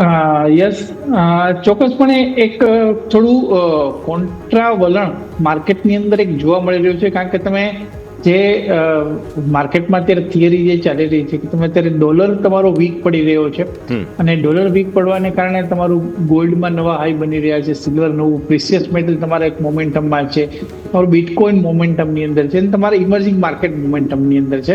પરંતુ FII નું ક્યાંય જે ઇન્ડિયાની અંદર ચાહે તમે વેલ્યુએશન એક્સપેન્સિવ કહો કે ઇન્ડિયાની અંદર ડાયરેક્ટ ઇન્ડિયા પોઈન્ટ ઓફ વ્યૂથી પાર્ટિસિપેશન FII નું જે આવવું જોઈએ એ નથી આવી રહ્યું. અત્યારે જે ક્લિયર તમે હેવી વેટ્સની વાત કરી, એ હેવી વેટ્સમાં આપણે જે સેલિંગ પ્રેશર જોઈ રહ્યા છે કે ગઈકાલના પણ FII ના આંકડા હતા એ નબળા હતા. એટલે FII ની અંદર ક્યાંક ને ક્યાંક જે માર્કેટનો સપોર્ટ મળવો જોઈએ એ નથી મળી રહ્યો અને પર્ટિક્યુલરલી રિટેલ ઇન્વેસ્ટરો તરફથી જે સપોર્ટ આવી રહ્યો છે એ હેવી વેટ્સને લિફ્ટ કરવા માટે રિટેલ નિવેશકો કરતાં FII ની વધારે મહત્વની ભૂમિકા હોય છે. તો હું માનું છું કે ક્યાંક ને ક્યાંક નિફ્ટી અગેન રિઝલ્ટની અંદર આપણે જોઈએ કે રિલાયન્સના રિઝલ્ટ પછી ઘણું જ સ્ટોકની અંદર મોટું કરેક્શન આવી ગયું, TCSના પરિણામો વીક આવ્યા. બેન્કિંગ સેક્ટરની અંદર ડેફિનેટલી HDFC બેંક, ICICI બેંકે ઘણા સારા રિઝલ્ટ આપ્યા અને ગઈકાલે સપોર્ટ આપ્યો, પરંતુ આજે ફરીથી ઉપરના લેવલથી જે છે એક પ્રોફિટ બુકિંગ આવી ગયું. એટલે બેંક નિફ્ટી પણ એક રેન્જની અંદર કન્સોલિડેટ થઈ રહી છે, નિફ્ટીમાં પણ એઝ ઇટ ઇઝ છે. જોવાનું રહ્યું કે હવે ઇન્ફોસિસના પરિણામો આવતીકાલે આવશે અને એક વખત ઇન્ફોસિસના પરિણામો બાદ જો કોઈ IT સેક્ટર તરફથી મૂડ ચેન્જ થાય છે તો ડેફિનેટલી નિફ્ટીની અંદર એક થોડું સપોર્ટિંગ માહોલ જોઈ શકે. પરંતુ હવે ટેકનિકલ લેવલ્સ જે પ્રમાણે છે કે 25,000 એક સાયકોલોજીકલ રેઝિસ્ટન્સ ગઈકાલે જોવા જઈએ તો જે બ્રેક કર્યું હતું અને પરમ દિવસે બ્રેક કર્યું હતું ને ગઈકાલે એક સારી રિકવરી આપી દીધી એના ઉપર છે, એટલે એ એક બુલ્સના પોઈન્ટ ઓફ વ્યૂથી પોઝિટિવ ન્યૂઝ છે. પરંતુ બેંક નિફ્ટી આજના મૂવ ખરેખર એક નિરાશાજનક છે અને આજનું કરેક્શન આવવું જે છે એ એક તેજીની અંદર જે છે શંકા ઉત્પન્ન કરે એવું છે. એટલે ચોક્કસપણે થોડો કોશિયસ અપ્રોચ રાખીને કામ કરવાનું છે અને અગેન ઇન્ડેક્સમાં કોઈ જ્યાં સુધી મોટા ટ્રિગર નથી આવતા ત્યાં સુધી સ્ટોક સ્પેસિફિક જ્યાં મુવમેન્ટ છે ત્યાં આપણે કામ કરીને ચાલીએ એવું અત્યારે હું માનીને ચાલી રહ્યો છું. જી બિલકુલ, તો અહીંયાથી આપણે વાત થઈ માર્કેટ રિલેટેડ, પરંતુ હવે સ્ટોક સ્પેસિફિક સર તમારી પાસે હું જાણવા માંગીશ કે કયા સ્ટોક છે કે જે અહીંયાથી તમે પ્રિફર કરી રહ્યા છો સર? એ આપણે માર્કેટ રિલેટેડ સ્ટોક જ છે એની અંદર કેમ્સનું કાઉન્ટર જે છે એ ઘણું સારું લાગી રહ્યું છે. છેલ્લા ઘણા સમયથી તમે જુઓ તો એક કન્સોલિડેટ થઈ રહ્યું છે. આપણે BSE, MCX અને બીજા માર્કેટ રિલેટેડ સ્ટોકની અંદર એક સરસ તેજી જોઈ ચૂક્યા છે, પરંતુ કેમ્સમાં હજી એ તેજી નથી આવી. ઉપરના લેવલથી એક સારું કરેક્શન આવી ગયા બાદ 5,400ના લેવલથી કરેક્શન આવ્યું તો કે 3,000 પાસે બેઝ બનાવ્યો અને અત્યારે પણ તમે જો તો એક શોર્ટ ટર્મ કન્સોલિડેશન ચાલી રહ્યું છે. મારું માનવું છે કે કેમ્સ અહીંથી એક સારું કરે એવું દેખાઈ રહ્યું છે. એટલે નીચેની તરફ 4,000નો સ્ટોપ લોસ મૂકી અને પોઝિશનલ બેઝ ઉપર કેમ્સ ઇન્ડિયાની અંદર ખરીદી કરવાની ભલામણ છે અને હું માનું છું કે આવતા દિવસોની અંદર 4,650 સુધીની લક્ષ્યાંક કેમ્સની અંદર આવી શકે છે. એક પોઝિશનલ 3 મહિનાનો કોલ છે એટલે 4,000ના સ્ટોપ લોસથી કેમ્સ ઇન્ડિયાની અંદર ખરીદી કરવાની ભલામણ છે. તો કેમ્સ અહીંયાથી ફોકસમાં 4,650ના ટાર્ગેટ સર ઓલમોસ્ટ આ જ લેવલ્સ એન્ટિસિપેટ કરેલા હતા. અમે પણ કેમ્સ બમ્પર સ્ટોકમાં ડિસ્કસ કરેલો છે થોડા સમય પહેલાંની વાત, પણ યસ થોટ્સ અલાઇન થઈ રહ્યા છે. સો લેટ્સ હોપ કે માર્કેટના થોટ્સ પણ હવે આપણા સાથે અલાઇન થાય. બટ યસ એક લેવલ મહત્ત્વના ધ્યાન પર રાખું 4,000ના સ્ટોપ લોસ 4,650ના લક્ષ્ય માટે થઈને. નિમેશ સર, પહેલાં તો 2 IPO આવી રહ્યા છે, અપકમિંગ IPOs છે, એટલે ઓબ્વિયસલી એ બધાના ડિટેલ્સ તમે જે સ્ટડી કર્યું હોય, તમે IPO નોટ્સ બનાવ્યા હોય તો તે બંને જ IPOને લઈને ડિટેલ્સ સમજી લઈએ નિમેશ સર. સોરી યસ, બંને IPOની અંદર મેં અમારું કવરેજ મેં નથી રાખ્યું તો કોઈ કોમેન્ટ નહીં કરી શકું. નો વરીઝ. તો સર હવે આગળ વધીએ અને હેવી વેઇટ્સની વાત કરી છે તો obviously let's start with the elephant એટલે કે રિલાયન્સ. 2 દિવસમાં એક થાક ખાઈ ગયો છે સ્ટોક. થાક કરતાં એમ કહેવું જોઈએ કે એક પનિશમેન્ટ મળી જે પરિણામો હતા અને જે કંઈ પણ થયું તે, અને FISએ પણ કદાચ હેવી વેચવાલી કરી હશે કેમ કે ગઈકાલે 0.4% ઘટાડો હતો અને આજે ફર્ધર અત્યારે સોફાર જોઈએ છીએ તો રિલાયન્સ 1412 પર છે, એટલે 1410ના લો, એટલે આમ જોવા જાવ તો 1.25% ઘટાડો, આજે બીજો વધારાનો ફર્ધર. અને નિફ્ટીનો હેવી વેઇટ છે એટલે ઓબ્વિયસલી ડિસ્કસ કરવો પડે. પરિણામ પહેલાં તો તમે કહેવા જોયા કારણ કે એશિયન પેઇન્ટનું એક કોમ્પોનન્ટ હતું તેને હટાવી દઈએ તો પછી પરિણામોમાં કંઈ એવો કોઈ ઉત્સાહજનક નંબર્સ નહોતા. તો રિલાયન્સની સાથે નિમેશ સર આપણે ચર્ચાની શરૂઆત કરીએ. રિલાયન્સની અંદર અગેન એક અધર ઇન્કમથી પ્રોફિટેબિલિટીની અંદર જમ્પ થયો તો મોટો ને એ EPS ઉપર એની પોઝિટિવ ઇમ્પેક્ટ આવી હતી. પરંતુ હવે યસ, આપણે જે પ્રમાણે વાત હતી કે જ્યાં સુધી ઓઇલના પ્રાઇસમાં કોઈ મોટો સબસ્ટેન્શિયલ વધારો નહીં થાય, $80-90 ઉપર સસ્ટેન નહીં થાય, ત્યાં સુધીનો જે O2C બિઝનેસ કે જેની 50% ઉપરની રેવન્યુ કોન્ટ્રીબ્યુટ કરે છે, ત્યાં કોઈ મોટી તેજી, મોટી રેલી આવી જાય એવા ચાન્સીસ નહીં બને અને સ્ટોક એક રેન્જની અંદર જ રહેશે. હાલાકી ઉપરમાં 1550 એક રેઝિસ્ટન્સ એરિયા હતો અને એક સારું કરેક્શન ઉપરના લેવલથી આવી ગયું છે. હું માનું છું કે 100 ડેઝની એવરેજ અને પ્લસ એક ફાઉન્ડેશન, એક બેઝ જે છે એ 1400 લેવલ આસપાસ બની રહ્યો છે. એટલે હવે આ જે કરેક્શન છે એ 1400 આસપાસ અટકે એવી સંભાવના મને વધારે દેખાઈ રહી છે. અને 1400 ની નીચે જે 200 ડેઝની એવરેજ આવી રહી છે એરાઉન્ડ 1370-1375 ની આસપાસ આવી રહી છે. એટલે હું માનું છું કે 1400 થી 1375 નું લેવલ એક બુલ્સ પોઈન્ટ ઓફ વ્યૂ થી એક સારો એન્ટ્રી પોઈન્ટ બની શકે છે. અને જો કોઈ ઉપરના લેવલથી શોર્ટ કર્યા હોય તો મારી સલાહ છે કે એક વખત તમે આ લેવલ આસપાસ તમારી પોઝિશનને કાપી લેજો, કારણ કે અહીંથી પાછા શોર્ટ કવરિંગ આવવાના ચાન્સીસ પૂરેપૂરા દેખાઈ રહ્યા છે. રિઝલ્ટ જે પ્રમાણે ઉપરના લેવલથી 10%નું કરેક્શન આવી ગયું છે, એટલા ખરાબ રિઝલ્ટ પણ નહોતા રિલાયન્સના, એવું હું માનું છું. એટલે 1400 જે છે એમને અત્યારે બોટમ લાઈન દેખાઈ રહી છે અને એનાથી વધારે કોઈ મોટું કરેક્શન રિલાયન્સની અંદર આવે એવી સંભાવના હાલના તબક્કે મને ઓછી દેખાઈ રહી છે. એટલે રિલાયન્સની અંદર કરંટ લેવલથી વ્યૂ મારો બુલિશ છે અને 1400-1375 ની વચ્ચે હું રિલાયન્સની અંદર ખરીદી કરવાની ભલામણ કરું. જી બિલકુલ. તો અહીંયા આપણે વાત કરીએ રિલાયન્સની કે જ્યાં ફોકસ કરવાની સલાહ બની રહી છે. બીજું આપણે વાત કરીએ તો બેંક નિફ્ટી જે આજના દિવસે તમે જુઓ તો સૌથી વધારે વેચવાલી આપણને ત્યાં જોવા મળી છે. તો સર તમારી પાસે હું બેંક નિફ્ટી વાત કરવા માંગીશ. ગઈકાલે પણ આપણે જોઈએ તો સર ICICI બેંક અને HDFC બેંક આ બે કમ્પોનન્ટ હતા કે જેણે અહીંયાથી ઓવરઓલ માર્કેટ અને બેંક નિફ્ટીને પણ તેજીની સાઈડ પકડી રાખ્યું હતું. આજે પણ જોઈએ નો ડાઉટ ઉપલા સરથી આપણે જોઈએ બેંક નિફ્ટી ઓલમોસ્ટ 500 અંક નીચે તૂટી ગઈ છે, પરંતુ તો પણ તમે જો HDFC બેંક સવારે જે લેવલ ઉપર હતું અત્યારે પણ છે 2000 લેવલ જાળવી રહી છે. ICICI બેંક આજે નવા રેકોર્ડ હાઈ બનાવ્યું છે. એટલે આવા ટાઈમે સર થોડું કન્ફ્યુઝન એ થાય છે કે હવે 2 દિવસથી આવા માર્કેટમાં પણ જો HDFC અને ICICI બેંક અહીંયાથી જે મજબૂતી બતાવી રહ્યું છે તો એને ધ્યાનમાં રાખીને આપણે અહીંથી કમબેકની આશા રાખવી જોઈએ કે જે બાદ કે સામે આપણે જોઈએ તો PSU બેંક કે જે સતત આવો નફા વસૂલીને મૂળમાં આવે. સ્વાભાવિક છે કે એક વન વે તેઓ ચાલી છે એટલે પરંતુ હવે ત્યાં થોડીક નફા વસૂલી આપણને વધતી જોવા મળી છે. તો એ નફા વસૂલીને અહીંયાથી આપણે ખાસ કરીને હાઇલાઇટ કરવું જોઈએ કે જે તેજીને અહીંથી હાઇલાઇટ કરીને આપણને અપસાઇડનો વ્યૂ બનાવવો જોઈએ. સર એવું માનીશ કે તેજીનો વ્યૂ બનાવવો જોઈએ, કારણ કે બે દિગ્ગજ બેંક કે જેનું વેટેજ તમે જુઓ તો HDFC બેંકનું બેંક નિફ્ટીમાં વેટેજ ઓલમોસ્ટ 30% આસપાસનું છે અને ICICI બેંકનું 10%. એટલે 40% વેટેજ પ્લસ તમે કોટક મહિન્દ્રા બેંક લઈ લો તો 50% વેટેજ ધરાવતી બેંક જે છે એના ચાર્ટ સ્ટ્રક્ચર ઘણા મજબૂત છે, નવા લાઈફ ટાઈમ હાઈ ઉપર ચાલી રહી છે અને પરિણામો પણ ઘણા સારા આપ્યા છે. એટલે બેંક નિફ્ટીની અંદર હું માનું છું કે વ્યૂ બુલિશ રાખીને જ કામ કરવું છે. પર્ટિક્યુલરલી આજે આપણે જે વીકનેસ જોવા મળે છે PSU બેંક કાઉન્ટર અને ઇન્ડસઇન્ડ બેંકની અંદર જે છે જે 1.5-2% વેચવાલી છે એની હિસાબે આપણે બેંક નિફ્ટીમાં થોડું પ્રેશર જોવા મળ્યું છે.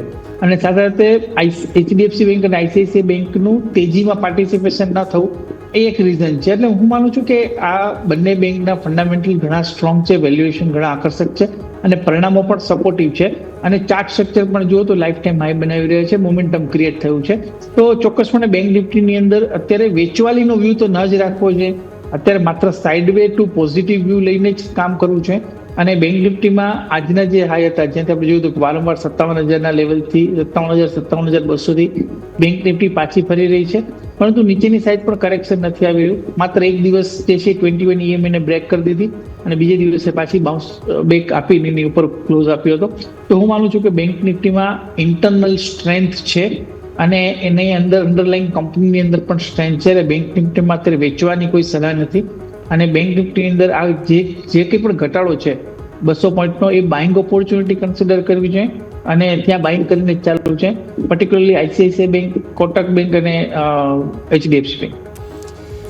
ઓકે, સો વ્યૂ આ બધા જ કાઉન્ટર્સ પર બનતો જોવા મળી રહ્યું છે. નજર રાખીએ 3 હેવી વેઇટ સ્ટોક્સ, ત્રણેયની વાત આપણે કરી ચૂક્યા છીએ. સો આગળ વધીએ અને હવે આપણે સમજીએ હેવી વેઇટ પરિણામોને.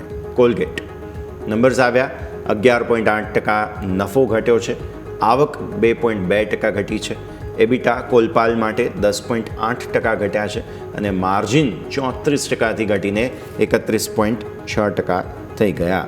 કોલપાલ આપણે જો નજર કરીએ તો અત્યારે 0.5% નીચે છે. ડેઝ લો 2352 બન્યા હતા નિમિષ સર. સારી રિકવરી, પણ સ્લો મૂવિંગ કાઉન્ટર છે અને રિસેન્ટલી જોઈએ તો લગભગ 2024-25 નવેમ્બર, એટલે કે નવેમ્બર 2024થી તમે જોવા જાઓ તો આ જ રેન્જમાં રહ્યા છીએ અને કોઈ બ્રેકઆઉટ આવ્યું નથી. અને આ પરિણામો પણ એવા હતા કે જેમાં કોઈ પ્રકારની તેજી જોવા મળે નહીં. સર, યસ, ક્યાંક ને ક્યાંક છેલ્લા ઘણા સમયથી આ કંપની જે છે સ્ટ્રગલ કરી રહી છે. અને જે કે પ્રમાણે આપણે માર્કેટ છે ટૂથપેસ્ટ ને કોલગેટ થી જાણવાનો સમય પહોંચી ગયો છે ને હવે લોકો ટૂથપેસ્ટ જ માંગે છે કે ટૂથપેસ્ટ આપો, કોલગેટ નહીં. એટલે જે બ્રાન્ડની લીગસી હતી કે જે કંઈ પણ કંઈ એમાં ક્યાંક ને ક્યાંક અત્યારે ડેન્ટ પડી રહ્યો છે, કોમ્પિટિશન વધી રહી છે. અને સૌથી મહત્વનું છે કે ગમે એટલી એડવર્ટાઇઝમેન્ટ કરો, લોકો 2 વખત બ્રશ કરશે કે નહીં એ ડાઉટફુલ જ છે. એટલે બ્રશ તો એક જ વખત થશે સવારના. એટલે જોવા જઈએ તો જે પ્રમાણે અત્યારે વીક પરિણામો છે અને વીક પરિણામો ઓલરેડી પ્રાઇસની અંદર ફેક્ટરિંગ છે. જોવા જઈએ તો હું માનું છું કે અપેક્ષિત પરિણામો હતા એટલે કદાચ ડાઉનસાઇડ અહીંથી જોવા ન મળે. હાલાકી સપોર્ટ એરિયા 2320ની આસપાસનો છે. જો 2320 બ્રેક થાય છે તો ફર્ધર ઘટાડો આવી શકે છે, પરંતુ મલ્ટિપલ વખત આ લેવલથી સ્ટોકે બાઉન્સ આપ્યા છે. એટલે મારી સલાહ છે કે અહીંથી એક સાઇડવેનું મુવમેન્ટ આપે એવી સંભાવના વધારે દેખાઈ રહી છે. અને કદાચ જો અહીંથી ટેકનિકલ બાઉન્સ આવે તો 2500 થી 2600 સુધીનું હોઈ શકે, જે 100 ડેઝ અને 200 ડેઝની એવરેજનું રેઝિસ્ટન્સ એરિયા આવી રહ્યું છે. એટલે બહુ ખાસ અત્યારે બુલિશ વ્યૂ નથી, પરંતુ સ્ટોક સપોર્ટ ઉપર છે. એટલે ટેકનિકલ બાઉન્સને પણ આપણે નકારી નથી શકતા. જી બિલકુલ. તો ઓવરલી આપણે વાત થઈ કોલગેટ કે જ્યાં ખાસ કરીને ફોકસ કરીશું. બીજું નજર કરીએ તો આપણને પરિણામ સ્પેસિફિક આપણને જસ્ટ રિસેન્ટલી આપણને સમાચાર આવતો જોવા મળે છે શ્યામ મેટાલિક્સના. કંપનીનો નફો તમે નજર કરો તો 6% વધ્યો છે. અગાઉ 276 કરોડ હતો, વધીને 292 કરોડ આવ્યો છે. આવક 3611 કરોડથી 22% ગ્રોથ બતાવે છે. ઇબિટડા નંબર તમે જોશો એમાં પણ 19% ગ્રોથ છે. માર્જિન થોડાક 40 બેસિસ પોઈન્ટથી ઘટાડો બતાવે છે, 13.5%થી ઘટીને 13.1% જોવા મળે છે. હવે પરિણામ બાદ તમે સ્ટોકમાં ઇમ્પેક્ટ જોઈએ તો ઇમ્પેક્ટમાં આપણને સારી અપસાઇડ જોવા મળી રહી છે. અને ઇન્ટરેસ્ટિંગ વસ્તુ એ છે કે તમે જો ચાર્ટમાં પણ જોશો તો ડેઇલી ચાર્ટમાં આપણને એક ઇનસાઇડ બાર ઓલરેડી બનેલું હતું અને ચાન્સીસ છે કે એની ઉપર આજે આપણને ક્લોઝિંગ આપી શકે છે. ઓલ ટાઈમ આપણે જો હાઈ જોઈશું તેનાથી માત્ર 1.5%ની દૂરી ઉપર હાલ સ્ટોક જોવા મળી રહ્યો છે. નિમેશ સર, ચોક્કસપણે ચાર્ટ સ્ટ્રક્ચર ઘણું સ્ટ્રોંગ દેખાઈ રહ્યું છે, એક મોમેન્ટમ પણ ક્રિએટ થયું છે. એટલે વ્યૂ બુલિશ છે. અને ઉપરની તરફ તમે જો તો આની પહેલા પ્રીવિયસલી 950 આસપાસ એક સ્ટોકે હાઈ બનાવીને ત્યાંથી કરેક્શન આપ્યા હતા. એટલે એક રેઝિસ્ટન્સ એરિયા નજીક છે, પરિણામો ઘણા સારા આવ્યા છે. પરંતુ અગર યોમિક તમે જુઓ તો સ્ટોકની અંદર રેલી જે ચાલુ થઈ હતી 840ના લેવલથી રેલી ચાલુ થઈ ગઈ હતી. ઓલમોસ્ટ 100 પોઈન્ટની તેજી, 100 રૂપિયાની તેજી જે છે એ છેલ્લા 5 થી 6 સેશનની અંદર આવી ગઈ છે. એટલે સલાહ એટલી જ રહેશે કે ફ્રેશ એન્ટ્રી લેવાનો સમય નથી, થોડું વેઇટ એન્ડ વોચ કરો. 950નું પમ્પ બ્રેકઆઉટ આવે છે, એના ઉપર 2-3 દિવસ સસ્ટેન થાય છે તો આપણે ચોક્કસપણે સ્ટોકની અંદર બાય કરીને ચાલી શકીશું. પરંતુ હાલ સ્ટોક રેલી કરી ચૂક્યો છે, એટલે થોડા કરેક્શનની વેઇટ કરીએ. અને જો ક્યાંક 900-875ની વચ્ચે ક્યાંય સ્ટોક મળે છે તો આઈ થિંક એક ગુડ એન્ટ્રી પોઈન્ટ બની શકે છે. એટલે વ્યૂ બુલિશ છે, ઘટાડે ખરીદી કરવાની રણનીતિ અપનાવશે. વ્યૂ બુલિશ, ઘટાડે ખરીદવાની સલાહ તમને બનતી જોવા મળી રહી છે. નજર અહીંયા ખાસ રાખવાની રહેશે. આગળ વધીએ. આજે એક સ્ટોક કે જેણે સરપ્રાઇઝ આપી હતો તે તિલકનગર ઇન્ડસ્ટ્રીઝ. પરિણામો અને ત્યારબાદના એક્શન તમને અહીંયાથી જોવા મળે છે. ઓબ્વિયસલી લિકર કંપની છે અને જે રીતે પરિણામો આવ્યા અને પ્લસ ફંડ રેઇઝિંગના સમાચારો છે તેના કારણે થઈને ફોકસ અહીંયાથી ખાસ બનતું જોવા મળ્યું છે. તો આપણે સર સમજી લઈએ, બહુ બ્રિલિયન્ટ મૂવ સ્ટોકમાં આવી છે. તિલકનગરની અંદર 12%-13% આસપાસ, 487 એટલે બેઝિકલી 500 અપ્રોચ કરી રહ્યો છે સ્ટોક હવે. સર જી, ઘણા સ્ટ્રોંગ વોલ્યુમ સાથે બ્રેકઆઉટ આવ્યું છે ને આ વોલ્યુમ છેલ્લા તમે જુઓ તો છેલ્લા અઠવાડિયાથી આપણે આ વોલ્યુમ જોઈ રહ્યા છે. ચાર્ટ સ્ટ્રક્ચર ઘણું પોઝિટિવ છે. હાલાકી સ્ટોકની અંદર તમે જુઓ 340થી એક રેલી કરવાનું સ્ટાર્ટ થયું હતું, આજ 585, એટલે ઓલમોસ્ટ 150 પોઈન્ટ, 30%ની રેલી માત્ર 3 સેશનની અંદર આવી ગઈ છે. યસ, ચાર્ટ સ્ટ્રક્ચર બુલિશ છે, પરંતુ રિસ્ક રિવોર્ડ રેશિયો ફેવરેબલ નથી. મારી સલાહ છે કે નીચે લેવલથી કોઈ રાખ્યા હોય તો ચોક્કસપણે મોમેન્ટમને પ્લે કરી શકે છે, હોલ્ડ કરી શકે છે. પરંતુ આ લેવલે ફ્રેશ એન્ટ્રી લેવી જે છે એ થોડું રિસ્કી દેખાઈ રહ્યું છે. એટલે સલાહ એટલી જ રહેશે કે જો તમે આગથી ખેલવા માંગતા હો તો ચોક્કસપણે કૂદી શકો છો આગમાં, પરંતુ જો તમે સેફ રમવા માંગતા હો તો સલાહ છે કે અત્યારે થોડું વેટ એન્ડ વોચ કરો અને એકાદા કરેક્શનની રાહ જો. 420 આસપાસનું કરેક્શન સારું એન્ટ્રી પોઈન્ટ બની શકે છે. એટલે ફ્રેશ એન્ટ્રી લેવાની સલાહ નથી, અને નીચા લેવલથી કોઈ પાસે પડ્યા હોય તો ચોક્કસપણે હોલ્ડ કરી શકે છે. જી બિલકુલ. તો ઓવરઓલ અહીંયાથી આપણે વાત થઈ તિલકનગર ઇન્ડસ્ટ્રીઝ કે જ્યાં ફોકસ કરીશું.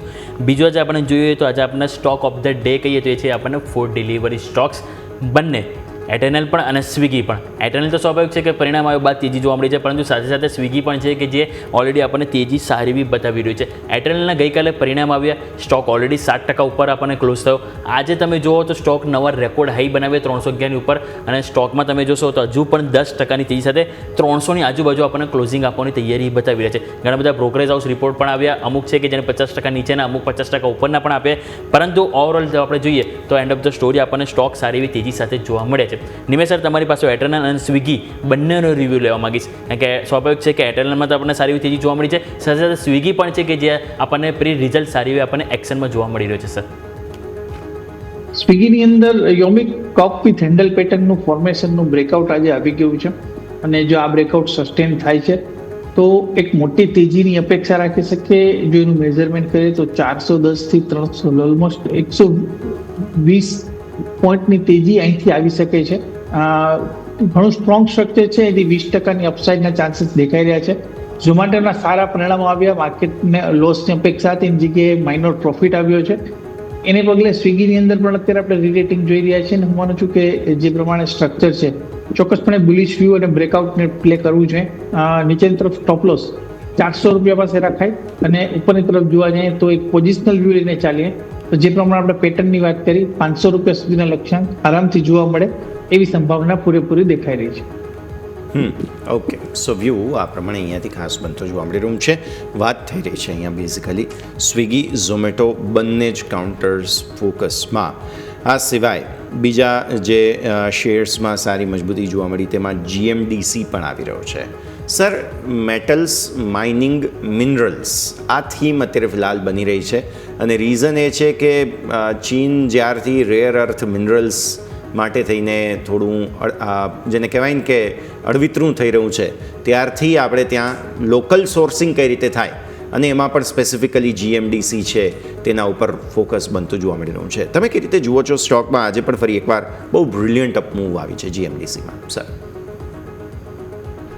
અગેન યોમિક, જે પ્રમાણે રેર અર્થની અંદર ને પર્ટિક્યુલરલી ઈવીની જે આખી ઇન્ડસ્ટ્રીઝ છે, અને જે આપણે બેટરીની વાત કરી રહ્યા છે, એની અંદર એક મહત્વનો કોમ્પોનન્ટ જે છે રેર એલિમેન્ટ્સનો છે. અને દરેક અત્યારે જ્યારે આપણે ઈવી ઉપર નિર્ભરતા આપણે ક્રૂડ ઓઇલ ઉપરથી જો બહાર નીકળવું હશે તો ઈવીની જરૂર પડશે, અને ઈવીને ડેવલપ કરવું હશે તો રેર અર્થની જરૂર પડશે. તો બેઝિક કોમ્પોનન્ટ છે, અને એને ચાઇનાને ઓલમોસ્ટ 90% ઉપરનું અત્યારે જે ગ્લોબલ સપ્લાય થાય છે એમાં 90% ચાઇના સપ્લાય કરી રહ્યું છે. એટલે કંટ્રોલ ઘણો મોટો છે. અને અત્યારે જ્યારે આપણે આત્મનિર્ભરતાની વાત કરીએ ત્યારે દરેક કન્ટ્રી જે છે એ પગલાં લેવાની જ છે કે જે પોતે ખરેખર આત્મનિર્ભર રહે અને બીજા ઉપર ડિપેન્ડન્ટ ન રહેવું પડે. આજે આપણે ક્રૂડ ઓઇલ, આજે આપણે તમે વોરની સિચ્યુએશન આપણે જોઈ રહ્યા છીએ, ને જેમાં ક્રૂડ ઓઇલના પ્રાઇસ આટલા સ્ટેબલ હોય કે જ્યારે આટલા બધા વોર થઈ ગયા હોય, રશિયા અને યુક્રેનનું કે મિડલ ઇસ્ટની અંદર જે કંઈ પણ ઇન્ડિયા, પાકિસ્તાન, આ બધા જ વોરની અંદર ક્રૂડ ઓઇલના પ્રાઇસમાં કોઈ મોટો વધારો ન થવો એ ઇન્ડિકેટ કરે છે કે ઇન્ડિયાની અંદર જે અત્યારે આપણે ડિમાન્ડને લઈને પર્ટિક્યુલરલી જે સપ્લાય એક કન્ટ્રીથી થતી હતી, મિડલ ઇસ્ટ જે મેજોરિટી હતું, એની જગ્યાએ અત્યારે ડાયવર્સિફાય છે. તો એ જ રીતના રેર અર્થ એલિમેન્ટ્સની અંદર પણ આગળ જતા કોઈ ઇસ્યુ ના આવે તો રેર અર્થની અંદર દરેક કન્ટ્રી પોતાનું જે કંઈ પણ સ્ટ્રેટેજી જે છે એ કરવાની જ છે. પરંતુ અગેન યસ, હું એવું માનું છું કે આ બધી વસ્તુની અંદર એક સમય લાગશે. એની અંદર ઇઝી ડિલિવરી નથી કે ઝોમેટો અને સ્વિગી કરી દીધું, અડધી કલાકમાં તમારા ઘરે ડિલિવરી આવી ગઈ, એવી રીતના આ વસ્તુ પોસિબલ નથી. આ બધું એક ટાઈમ કન્ઝ્યુમિંગ છે પ્રોસેસ, અને એની અંદર એટલા માટે આટલો ટાઈમ છે. આ રેર અર્થની વાત આપણે નવી વાત નથી, છેલ્લા 5-7 વર્ષથી આ વસ્તુ વાત ચાલી રહી છે, છતાં પણ આપણે શું કામ નથી કરી શકીએ આત્મનિર્ભરતા? કારણ કે એની અંદર ઘણા બધા વિઘ્નો આવતા હોય છે અને ઘણા બધા પ્રશ્નો આવતા હોય છે. તો અગેન GMDCની અંદર પર્ટિક્યુલરલી એક સારી રેલી આપી દીધી છે, અને હું માનું છું કે સ્ટોકની અંદર એક રેઝિસ્ટન્સ એરિયા નજીક ટ્રેડ થઈ રહ્યો છે, એટલે ફ્રેશ એન્ટ્રી લેવાની તો સલાહ નથી જ. નીચેની તરફ જો કોઈ પણ ઘટાડો આવે છે તો ચોક્કસપણે બાય કરી શકાય. ચાર્ટ સ્ટ્રક્ચર વાઇઝ જોવા જાય તો એનએમડીસી જે છે એ થોડું મને વધારે સારો લાગી રહ્યો છે અને એનએમડીસી ની અંદર ઉપરનું અમારું માનવું છે કે 77 સુધીના લેવલ 75 થી 77 સુધીના લેવલ શોર્ટ ટર્મ ની અંદર બતાવી શકે છે. એટલે જો લેવું હોય તો એનએમડીસી વધારે બેટર છે જીએમડીસી કરતા, કારણ કે જીએમડીસી એક રેઝિસ્ટન્સ એરિયા પાસે આવી રહ્યો છે અને સ્ટોકની અંદર ઓલરેડી સારો રનઅપ આવી ચૂક્યો છે. જી બિલકુલ. તો ઓવરઓલની આપણે વાત થઈ જીએમડીસી કે જ્યાં ખાસ કરીને ફોકસ કરીશું. બીજું આ નજર કરો, આવો માર્કેટ ક્લોઝિંગ થયું કે સૌથી પહેલાં એની ઉપર જ આપણે નજર કરીએ તો નિફ્ટી તમે જો 25,060 ઉપર આપણને ક્લોઝિંગ બતાવી રહ્યું છે ઓલમોસ્ટ 31 અંકના ઘટાડા સાથે. બેંક નિફ્ટી સવારે મજબૂતી સાથે 300 અંકની મજબૂતી સાથે ઓપનિંગ થયું, ક્લોઝિંગ 200 અંકની કમજોરી સાથે થઈ રહ્યું છે. ઉપલા સ્તરથી ઓલમોસ્ટ તમે જોશો તો 1% ઘટાડો આપણને જોવા મળી રહ્યો છે. મિડ કેપ સ્ટોક ત્યાં પણ આજે આપણને પેઇન જોવા મળ્યું, 0.5% વધારે વેચવાલી જોવા મળી. સ્મોલ કેપ સ્ટોક તમે નજર કરો તો સ્મોલ કેપમાં તમને 5% વધારે વેચવાલી જોવા મળી છે. સેક્ટર સ્પેસિફિક નજર કરો તો આજે આપણને ઓટો સ્ટોક કે જ્યાં વધારે વેચવાલી જોવા મળી 0.5% સ્ટોક નીચે જોવા મળે. આઈટી સ્ટોક જ્યાં સતત વેચવાલી હજુ પણ યથાવત છે. સ્ટોક તમે ઓવરઓલ ઇન્ડેક્સ જોશો તો તમને 0.5% નીચે જોવા મળ્યું છે. સરકારી બેંક 1.5% વધારે નીચે જોવા મળી રહ્યું છે. અહીંયા ફિન નિફ્ટી તમે જોશો બિલકુલ ફ્લેટ જોવા મળી રહ્યું છે. પરંતુ તમે જોશો તો નિફ્ટી એફએમસીજીમાં તમે નજર કરો તો ત્યાં તમને 5%થી વધારે વેચવાલી લે કે ઓવરઓલ તમે જોશો તો આજે કન્ઝમ્પશન થીમ છે અને નિફ્ટી સર્વિસીસ કે જે આજે લીલા નિશાનમાં બંધ. બાકી ઓવરઓલ બધા ઇન્ડેક્સ તમે લઈ લો, Nifty, bank Nifty, mid cap, small cap અને બધા સેક્ટર કે જે આજે લાલ નિશાનમાં આજે આપણને બંધ થતા જોવા મળે છે. તો નિમેશ સર, એક વખત તમારી પાસે આપણે ક્લોઝિંગ ઉપર રિવ્યૂ લઈ લઈએ અને સાથે કે તમે જેમ શરૂઆતની કોમેન્ટ્રીમાં વાત કરી કે આવતીકાલે ઇન્ફોસિસના જે પરિણામ આવશે તો ત્યાં ખાસ કરી નજર રહેશે કે જો અહીંયાથી કંઈક રિવાઇવલ આવે તો માર્કેટને સપોર્ટ મળે. તો મારો ક્વેશ્ચન બીજો આઈટી સ્ટોકને લઈને છે કે જો રિવાઇવલ આવે તો તમે કયા સ્ટોકમાં અહીંયાથી એક્સપેક્ટેશન રાખી રહ્યા છો જે માર્કેટને સપોર્ટ આપે? કારણ કે આપણે જોઈએ તો પરિણામ બાદ TCS અને SCL ટેક આ બંને સ્ટોક છે જે ઓવરસોલ્ડ કેટેગરીમાં જતા. બંનેનો આપણે RSI જોઈશું ડેઇલી ચાર્ટમાં તો આપણને 23-24 ઉપર સર જોવા મળી રહ્યો છે sir. Long term point of વ્યૂથી બંને સ્ટોકની અંદર હું માનું છું કે બાઇંગ કરીને ચાલી શકાય, કારણ કે તમે જુઓ તો અત્યારે હેડલાઇન ખરાબ છે એટલે TCS તમને અત્યારે 3200 રૂપિયા ઉપર મળી રહ્યો છે, જે કંપનીના પ્રમોટરે 2 વખત 4200 ઉપર બાયબેકની ઓફર આપી છે. તો ક્યાંક ને ક્યાંક જે છે એ વેલ્યુએશન ઘણા એટ્રેક્ટિવ છે. 1-2 ક્વાર્ટરના પરિણામો નબળા જવાથી કંપનીના ફંડામેન્ટલ મેજર ચેન્જ નથી થઈ જતા અને જે પ્રમાણે અત્યારે આપણે જોઈ રહ્યા છીએ કે યુએસની અંદર પણ તમે જુઓ તો જે આઈટી સ્પેસ છે અને ફાર્મ કંપનીઓ છે ત્યાં એક નવા હાઈની તરફ જે છે એ કૂચ કરી રહી છે. એટલે જે ગ્લોબલ આઈટી કંપનીના વેલ્યુએશન અને ઇન્ડિયન આઈટી કંપનીના વેલ્યુએશનમાં બહુ મોટો ગેપ ઊભો થઈ ગયો છે. પરંતુ અગેન રિકવરી જે છે હું માનું છું કે તમારે અહીંથી એક લોંગ ટર્મ પોઈન્ટ ઓફ વ્યૂથી એટલીસ્ટ SIP મોડની અંદર તો અહીંથી ઇન્વેસ્ટમેન્ટ સ્ટાર્ટ કરી જ દેવું છે. પરંતુ પર્ટિક્યુલરલી જોવા જઈએ તો જે પ્રમાણે ચાર્ટ સ્ટ્રક્ચર ઇન્ડિકેટ કરી રહ્યા છે એની અંદર LTI માઇન્ડટ્રીનું ચાર્ટ સ્ટ્રક્ચર ઘણું સારું દેખાઈ રહ્યું છે. પર્સિસ્ટન્ટ સિસ્ટમે ગઈકાલે એક સારી તેજી બનાવી હતી, એ પણ ચાર્ટ સ્ટ્રક્ચર મજબૂત છે. તમે ઇન્ફોસિસ અને TCS ની વાત કરી, ઇન્ફોસિસના પરિણામો પણ આપણે જોઈએ છીએ કે છેલ્લા 2 ક્વાર્ટરથી જે પરિણામો આવે છે એની અંદર ક્યાંક ને ક્યાંક એક ઇમ્પ્રુવમેન્ટ જોવા મળી રહ્યું છે, ગાઈડન્સની અંદર ઇમ્પ્રુવમેન્ટ જોવા મળી રહ્યું છે.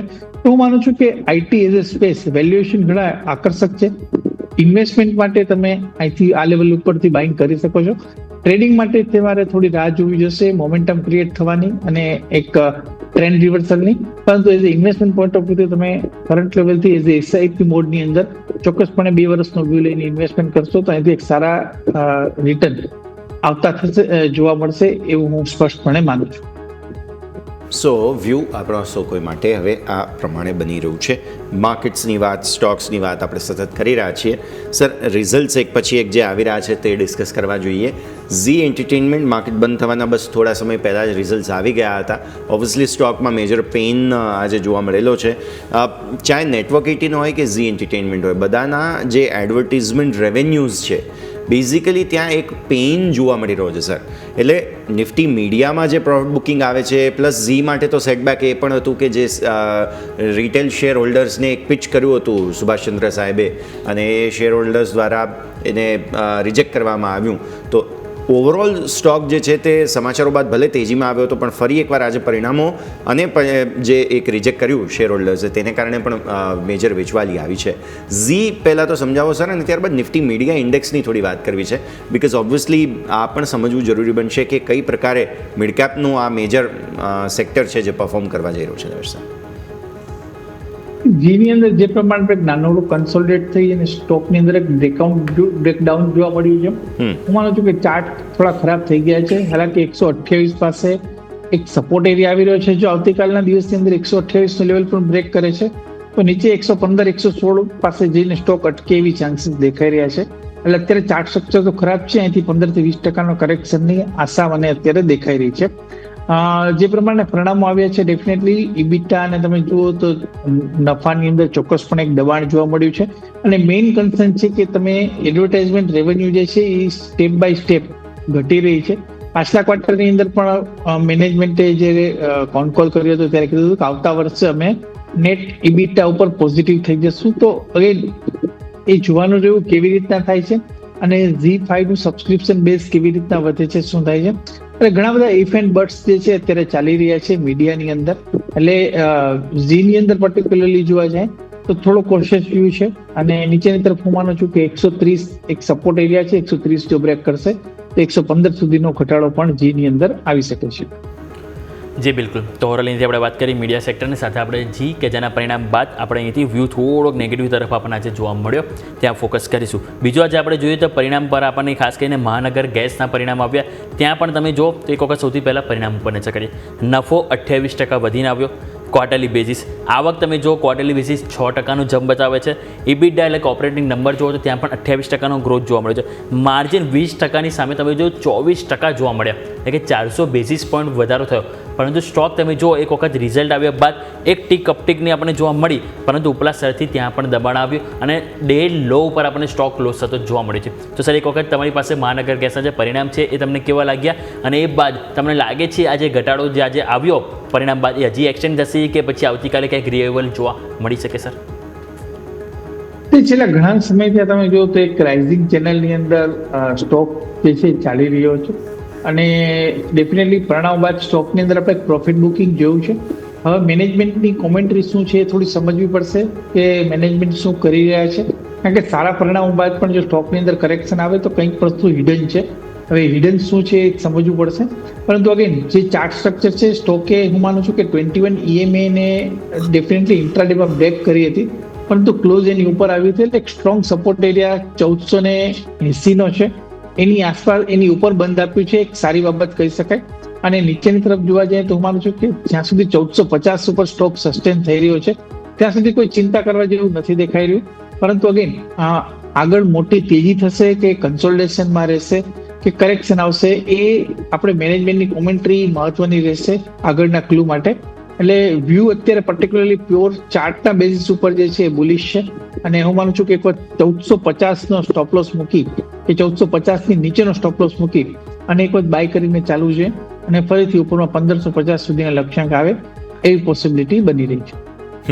ઓકે, સો આગળ જતા 1550 તમને જોવા મળી શકે છે, નજર રાખવાની રહેશે. ટોપ લૂઝર્સ આજના જોઈ રહ્યા છીએ કે જેમાં તમને એક બ્લુ જેટ હેલ્થ જોવા મળશે. પરિણામો બાદની ઇમ્પેક્ટ અહીંયા જોવા મળેલી છે. ઓલમોસ્ટ લોઅર સર્કિટ પર બ્લુ જેટ જે હેલ્થ કેર છે તે બેઝિકલી આવતો જોવા મળેલો હતો. નંબર્સ એક વખત તમને બતાવી દઈએ. 38 કરોડથી નફો વધીને આવ્યો છે 91 કરોડ. આવક 162 કરોડથી વધીને 354 કરોડ થઈ.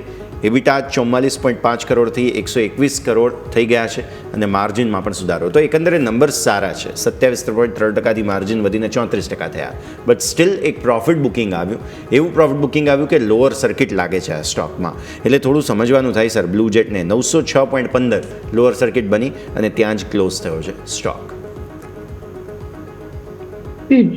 સ્ટોકની અંદર એક મોટી તેજી આવી ગઈ હતી અને હું માનું છું કે આ જે કંઈ પણ પરિણામો આવ્યા છે એ ઓલરેડી પ્રાઇસની અંદર એક ફેક્ટરિંગ થઈ ગયા હતા અને એની હિસાબે જ આપણે સ્ટોકની અંદર કરેક્શન જોયું છે. જે પ્રમાણેનું કરેક્શન છે મારું માનવું છે કે સ્ટોકની અંદર હજુ પણ ફર્ધર કરેક્શન આવી શકે છે અને નીચે જે સપોર્ટ એરિયા બની રહ્યા છે 826 પાસે બની રહ્યા છે. એટલે હજુ પણ આપણે 8 થી 10% કરેક્શન બ્લુ જેટની અંદર જોવા મળે એવી પોસિબિલિટી મને દેખાઈ રહી છે. જી બિલકુલ. તો ઓરલી આપણે વાત થઈ બ્લુ ચેટ હેલ્થ કેર કે જેમાં જ આપણને બહુ ભારે કરેક્શન જોવા મળ્યું, 10%ની લોઅર સર્કિટ આપણને જોવા મળી છે. બીજું આપણે જોઈએ આજે આપણને સારી એક્શન જોવા મળી હતી, તે છે SML ઇસુઝુ. અહીંયા પણ તમે જો જ્યારે આપણે વાત કરીએ બ્લુ ચેટ હેલ્થ કેરમાં શું થયું, 10%ની લોઅર સર્કિટ વાગી હતી, પરંતુ SML ઇસુઝુમાં 10%ની અપર સર્કિટ વાગી છે પરિણામ બાદ. અને તમે એક વખત સૌથી પહેલાં જો પરિણામ તમે નજર કરો તો આપણને નફો 44.4% વધ્યો અને સામે જુઓ તમે કંપનીની આવક 13% ગ્રોથ જોવા મળી છે. ઇબિટા 30% વધ્યા છે.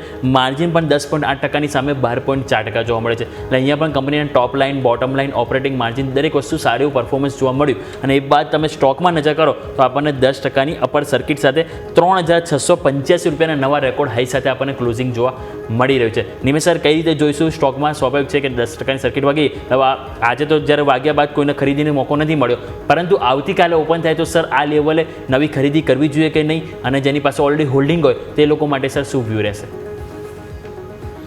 નવી ખરીદી કરવી અગેન બહુ રિસ્કી થઈ જશે, કારણ કે 1700 રૂપિયાથી તેજી ચાલુ થઈ જાય. 24 જૂનના પ્રાઇસ 1750 નો હતો અને આજે 3700 ની નજીક પહોંચી ગયો છે. એટલે હા, એક મહિનાની અંદર મોર દેન ડબલના રિટર્ન સ્ટોકે આપી દીધા છે. અને હું માનું છું કે ઉપરની તરફ જે લેવલ બની રહ્યા છે 3860, આમ તો જે પ્રમાણે મોમેન્ટમ છે અઘરું છે એ લેવલ ઉપર બ્રેક કરશે કે ત્યાંથી રિટર્ન થશે કેવું, પરંતુ જે 3860નો એક લેવલ આવી રહ્યો છે કે જ્યાંથી યુ ટર્નના ચાન્સીસ છે. એટલે વ્યૂ કોશિયસ છે, એટલે એન્ટ્રી લેવાની સલાહ નથી. ચોક્કસપણે નીચે લેવલથી લીધા હોય તો તમે હોલ્ડ કરી શકો છો. અને ટ્રેલિંગ સ્ટોપ લોસની જો વાત કરીએ તો એ પણ ખાસો દૂરનો આવી રહ્યો છે અને ટ્રેલિંગ સ્ટોપ લોસ આવી રહ્યો છે 3050ના લેવલનો. એટલે મારી સલાહ એટલી જ રહેશે કે જે 3850 આસપાસ આવે છે તો વધારે લાલચ કર્યા વગર સ્ટોકની અંદર તમારે 20-25% તો નફો ગાંઠે બાંધવો જોઈએ, એવું સ્પષ્ટપણે હું માનું છું. ઓકે, સો વ્યૂ આ પ્રમાણે અહીંયાથી સર એસએમએલ ઇસુઝુ અને એમએનએમ બંને માટેનો વ્યૂ જે છે તે અહીંયાથી ખાસ આપણે જોઈ રહ્યા હતા. સો એસએમએલ ઇસુઝુ માટે પણ એક વખત ત્યાં પણ વાત કરી લઈએ સર. અમે જે વાત કરી એસએમએલ ઇસુઝુની જ વાત કરી. Yes sir. એમએનએમ ની અંદર તો ચાર્ટ સ્ટ્રક્ચર યસ બુલિશ છે અને મારી સલાહ છે કે અગેન હવે એસએમએલ ઇસુઝુ જે છે એમએનએમ એને ખરીદી લેવાનું છે. તો મારી સલાહ છે કે જો આમાંથી નફો પ્રોફિટ બુક કરી અને તમે એમએનએમમાં ઇન્વેસ્ટમેન્ટ કરી દેશો તો એ વધારે બેટર સ્ટ્રેટેજી બની શકે છે. વ્યૂ આ પ્રમાણે અહીંયાથી ખાસ બનતો જોવા મળી રહ્યું છે, નજર રાખવાની રહેશે. સર, આજે ટેક્સટાઇલ સ્ટોક્સમાં એક ઇન જનરલ થોડું પ્રોફિટ બુકિંગ આવતું જોવા મળેલું છે. હું જોઉં છું ટોપ ગેઇનર્સમાં તો એવી કોઈ મોટી સારી કંપની જોવા નથી મળી, બટ ટોપ લૂઝર્સમાં વર્ધમાન મને જોવા મળ્યો હતો આજના દિવસે. હેવી પ્રોફિટ બુકિંગ ત્યાં આવ્યું છે. આ સિવાય તમે જુઓ એકંદરે ટ્રાઇડન્ટ છે કે જેમાં થોડું પ્રોફિટ બુકિંગ આજના દિવસે આવતું જોવા મળ્યું આપણને. આ સિવાય બીજા બધા કાઉન્ટર્સ પર પણ તમે નજર કરો, લિબાસ છે, સિયારામ સિલ્ક છે. એટલે એકંદરે ટેક્સટાઇલ એક થીમ હતી આજે પ્રોફિટ બુકિંગ માટેની. થોડું સમજવાનું રહે અને વર્ધમાનના તો નંબર્સ પણ ઓલરેડી અમે સ્ક્રીન પર બતાવી જ રહ્યા છીએ. સો એની પણ એક ઇમ્પેક્ટ આવી જરૂર છે. પોસિબલ ટેરિફની કોઈ ઇમ્પેક્ટ, કેમ કે સેક્ટર એ સેન્સિટિવ છે ટેરિફ બાબતે, સો એ પણ એક ફેક્ટર હોઈ શકે અહીંયા, નિમેશ સર? સમાચાર એવા હતા કે યુએસનું પ્રતિનિધિ મંડળ હવે ઓગસ્ટ મહિનામાં ઇન્ડિયામાં આવશે ને ત્યારબાદ ટેરિફની, એટલે હવે આપણે ટેરિફના 5 રાઉન્ડ પતી ગયા છે ને આ વીકેન્ડની અંદર ટેરિફ આવશે એ માર્કેટ એક રાહ જોતું હતું.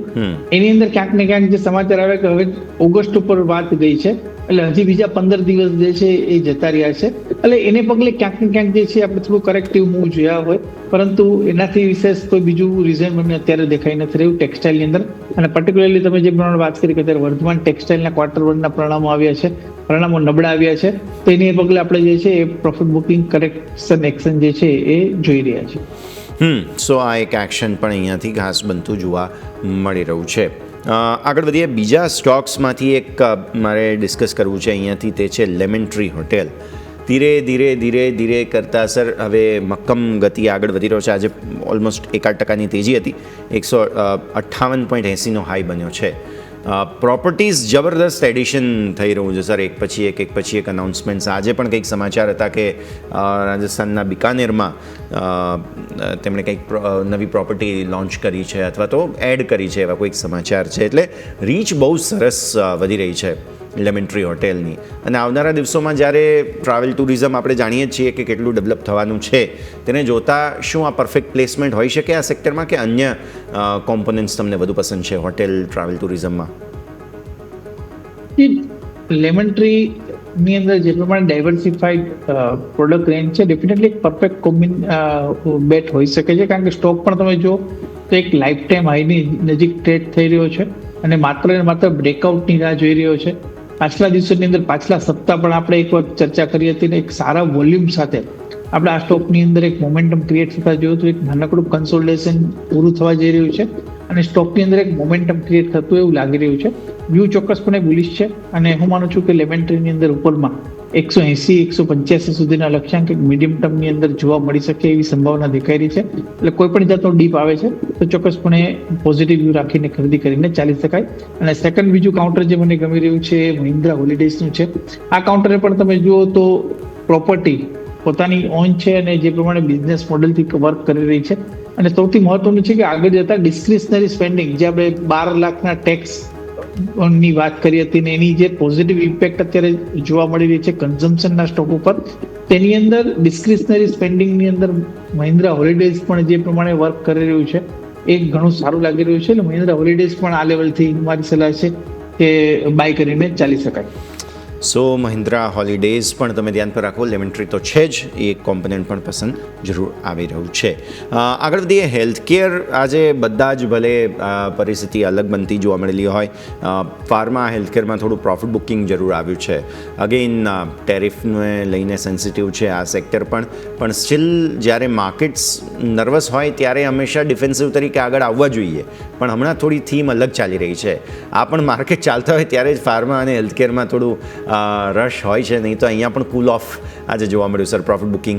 ફાર્મા સેક્ટરના ચાર્ટ્સ કેવા લાગે છે તમને?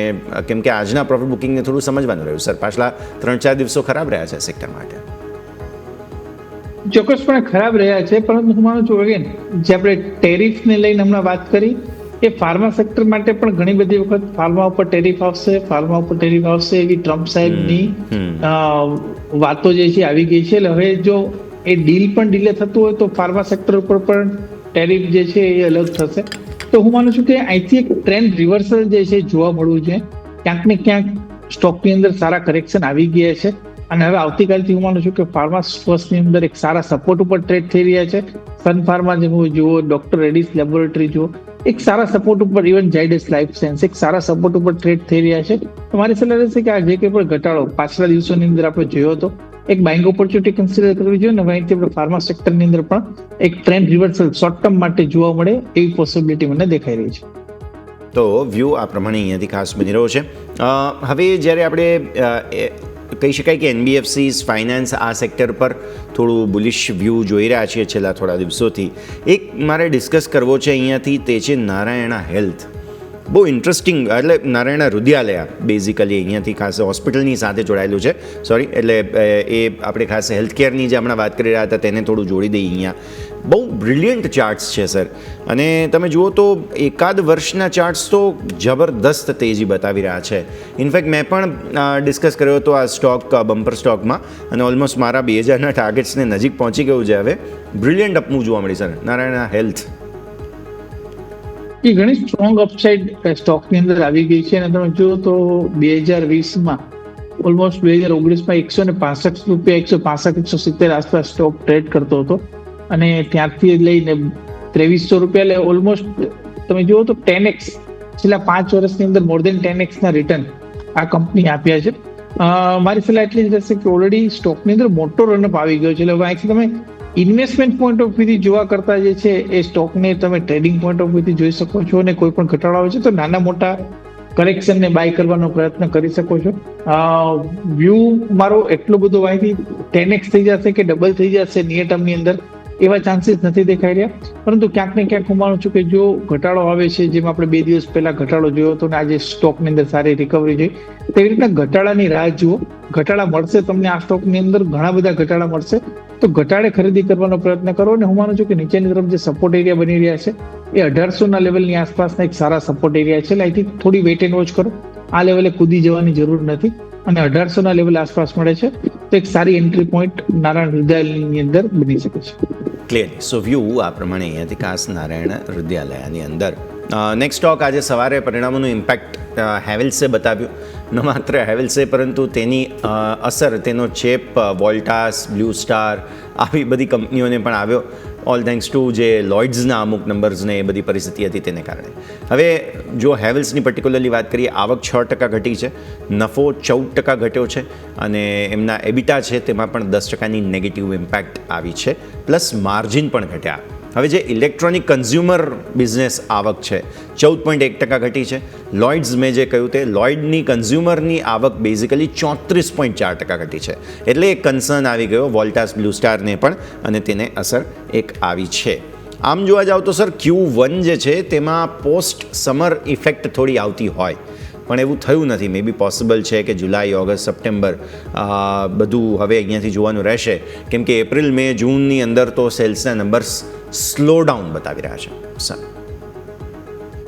ચોક્કસપણે આ વખતે તમે જુઓ તો હવે અગેન ગ્લોબલ વોર્મિંગની જે સિચ્યુએશન છે, કાં તમારી ઉનાળો ખૂબ જ જેમ ગયા વર્ષે જોયું હતું કે ઉનાળો ખૂબ લાંબો ચાલ્યો હતો અને એને પગલે આપણે ખૂબ મોટા સેલ્સના આંકડાઓ જોયા હતા.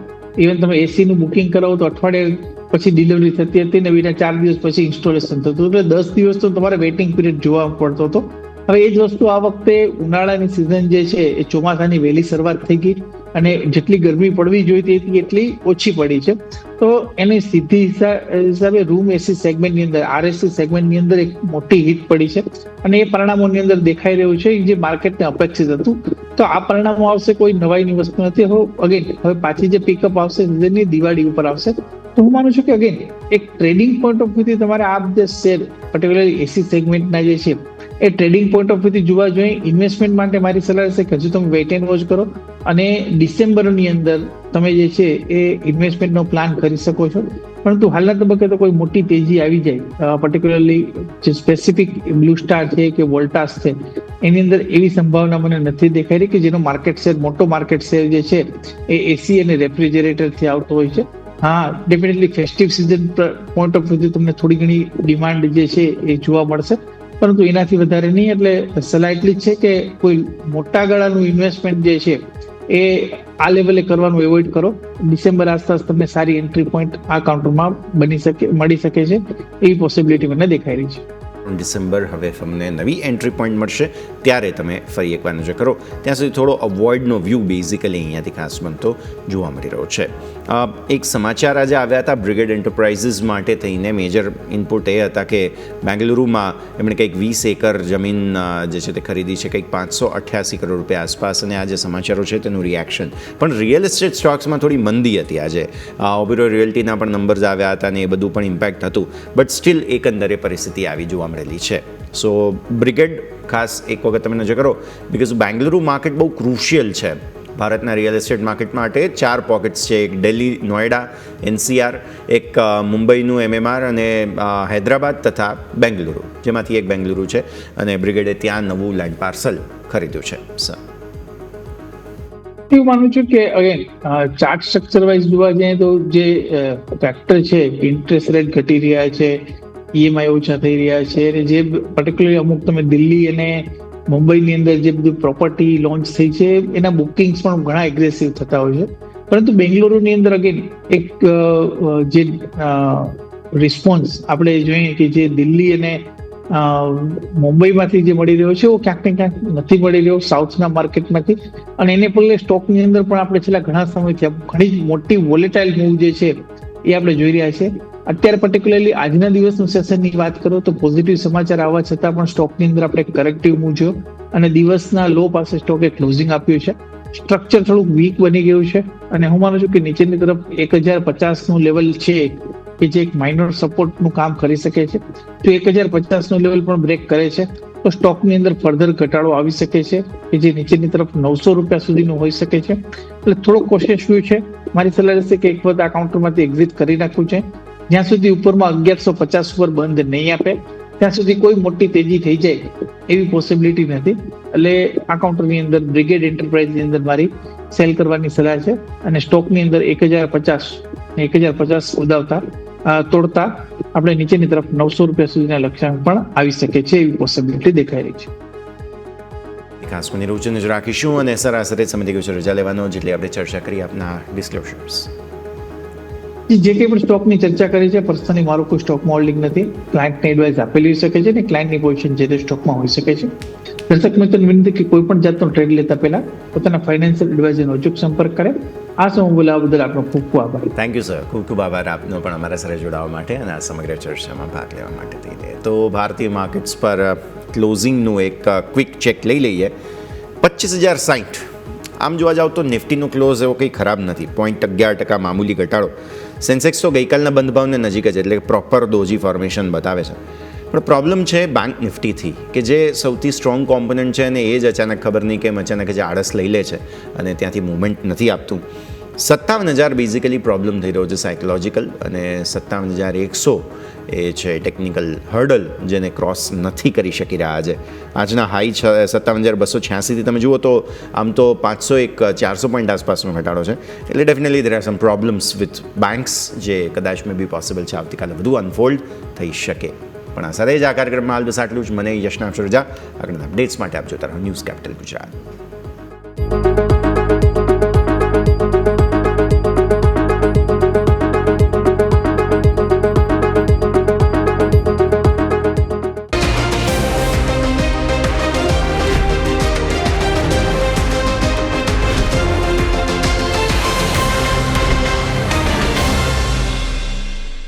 Presented by trade bulls. अब ट्रेडिंग सबके बस की बात है।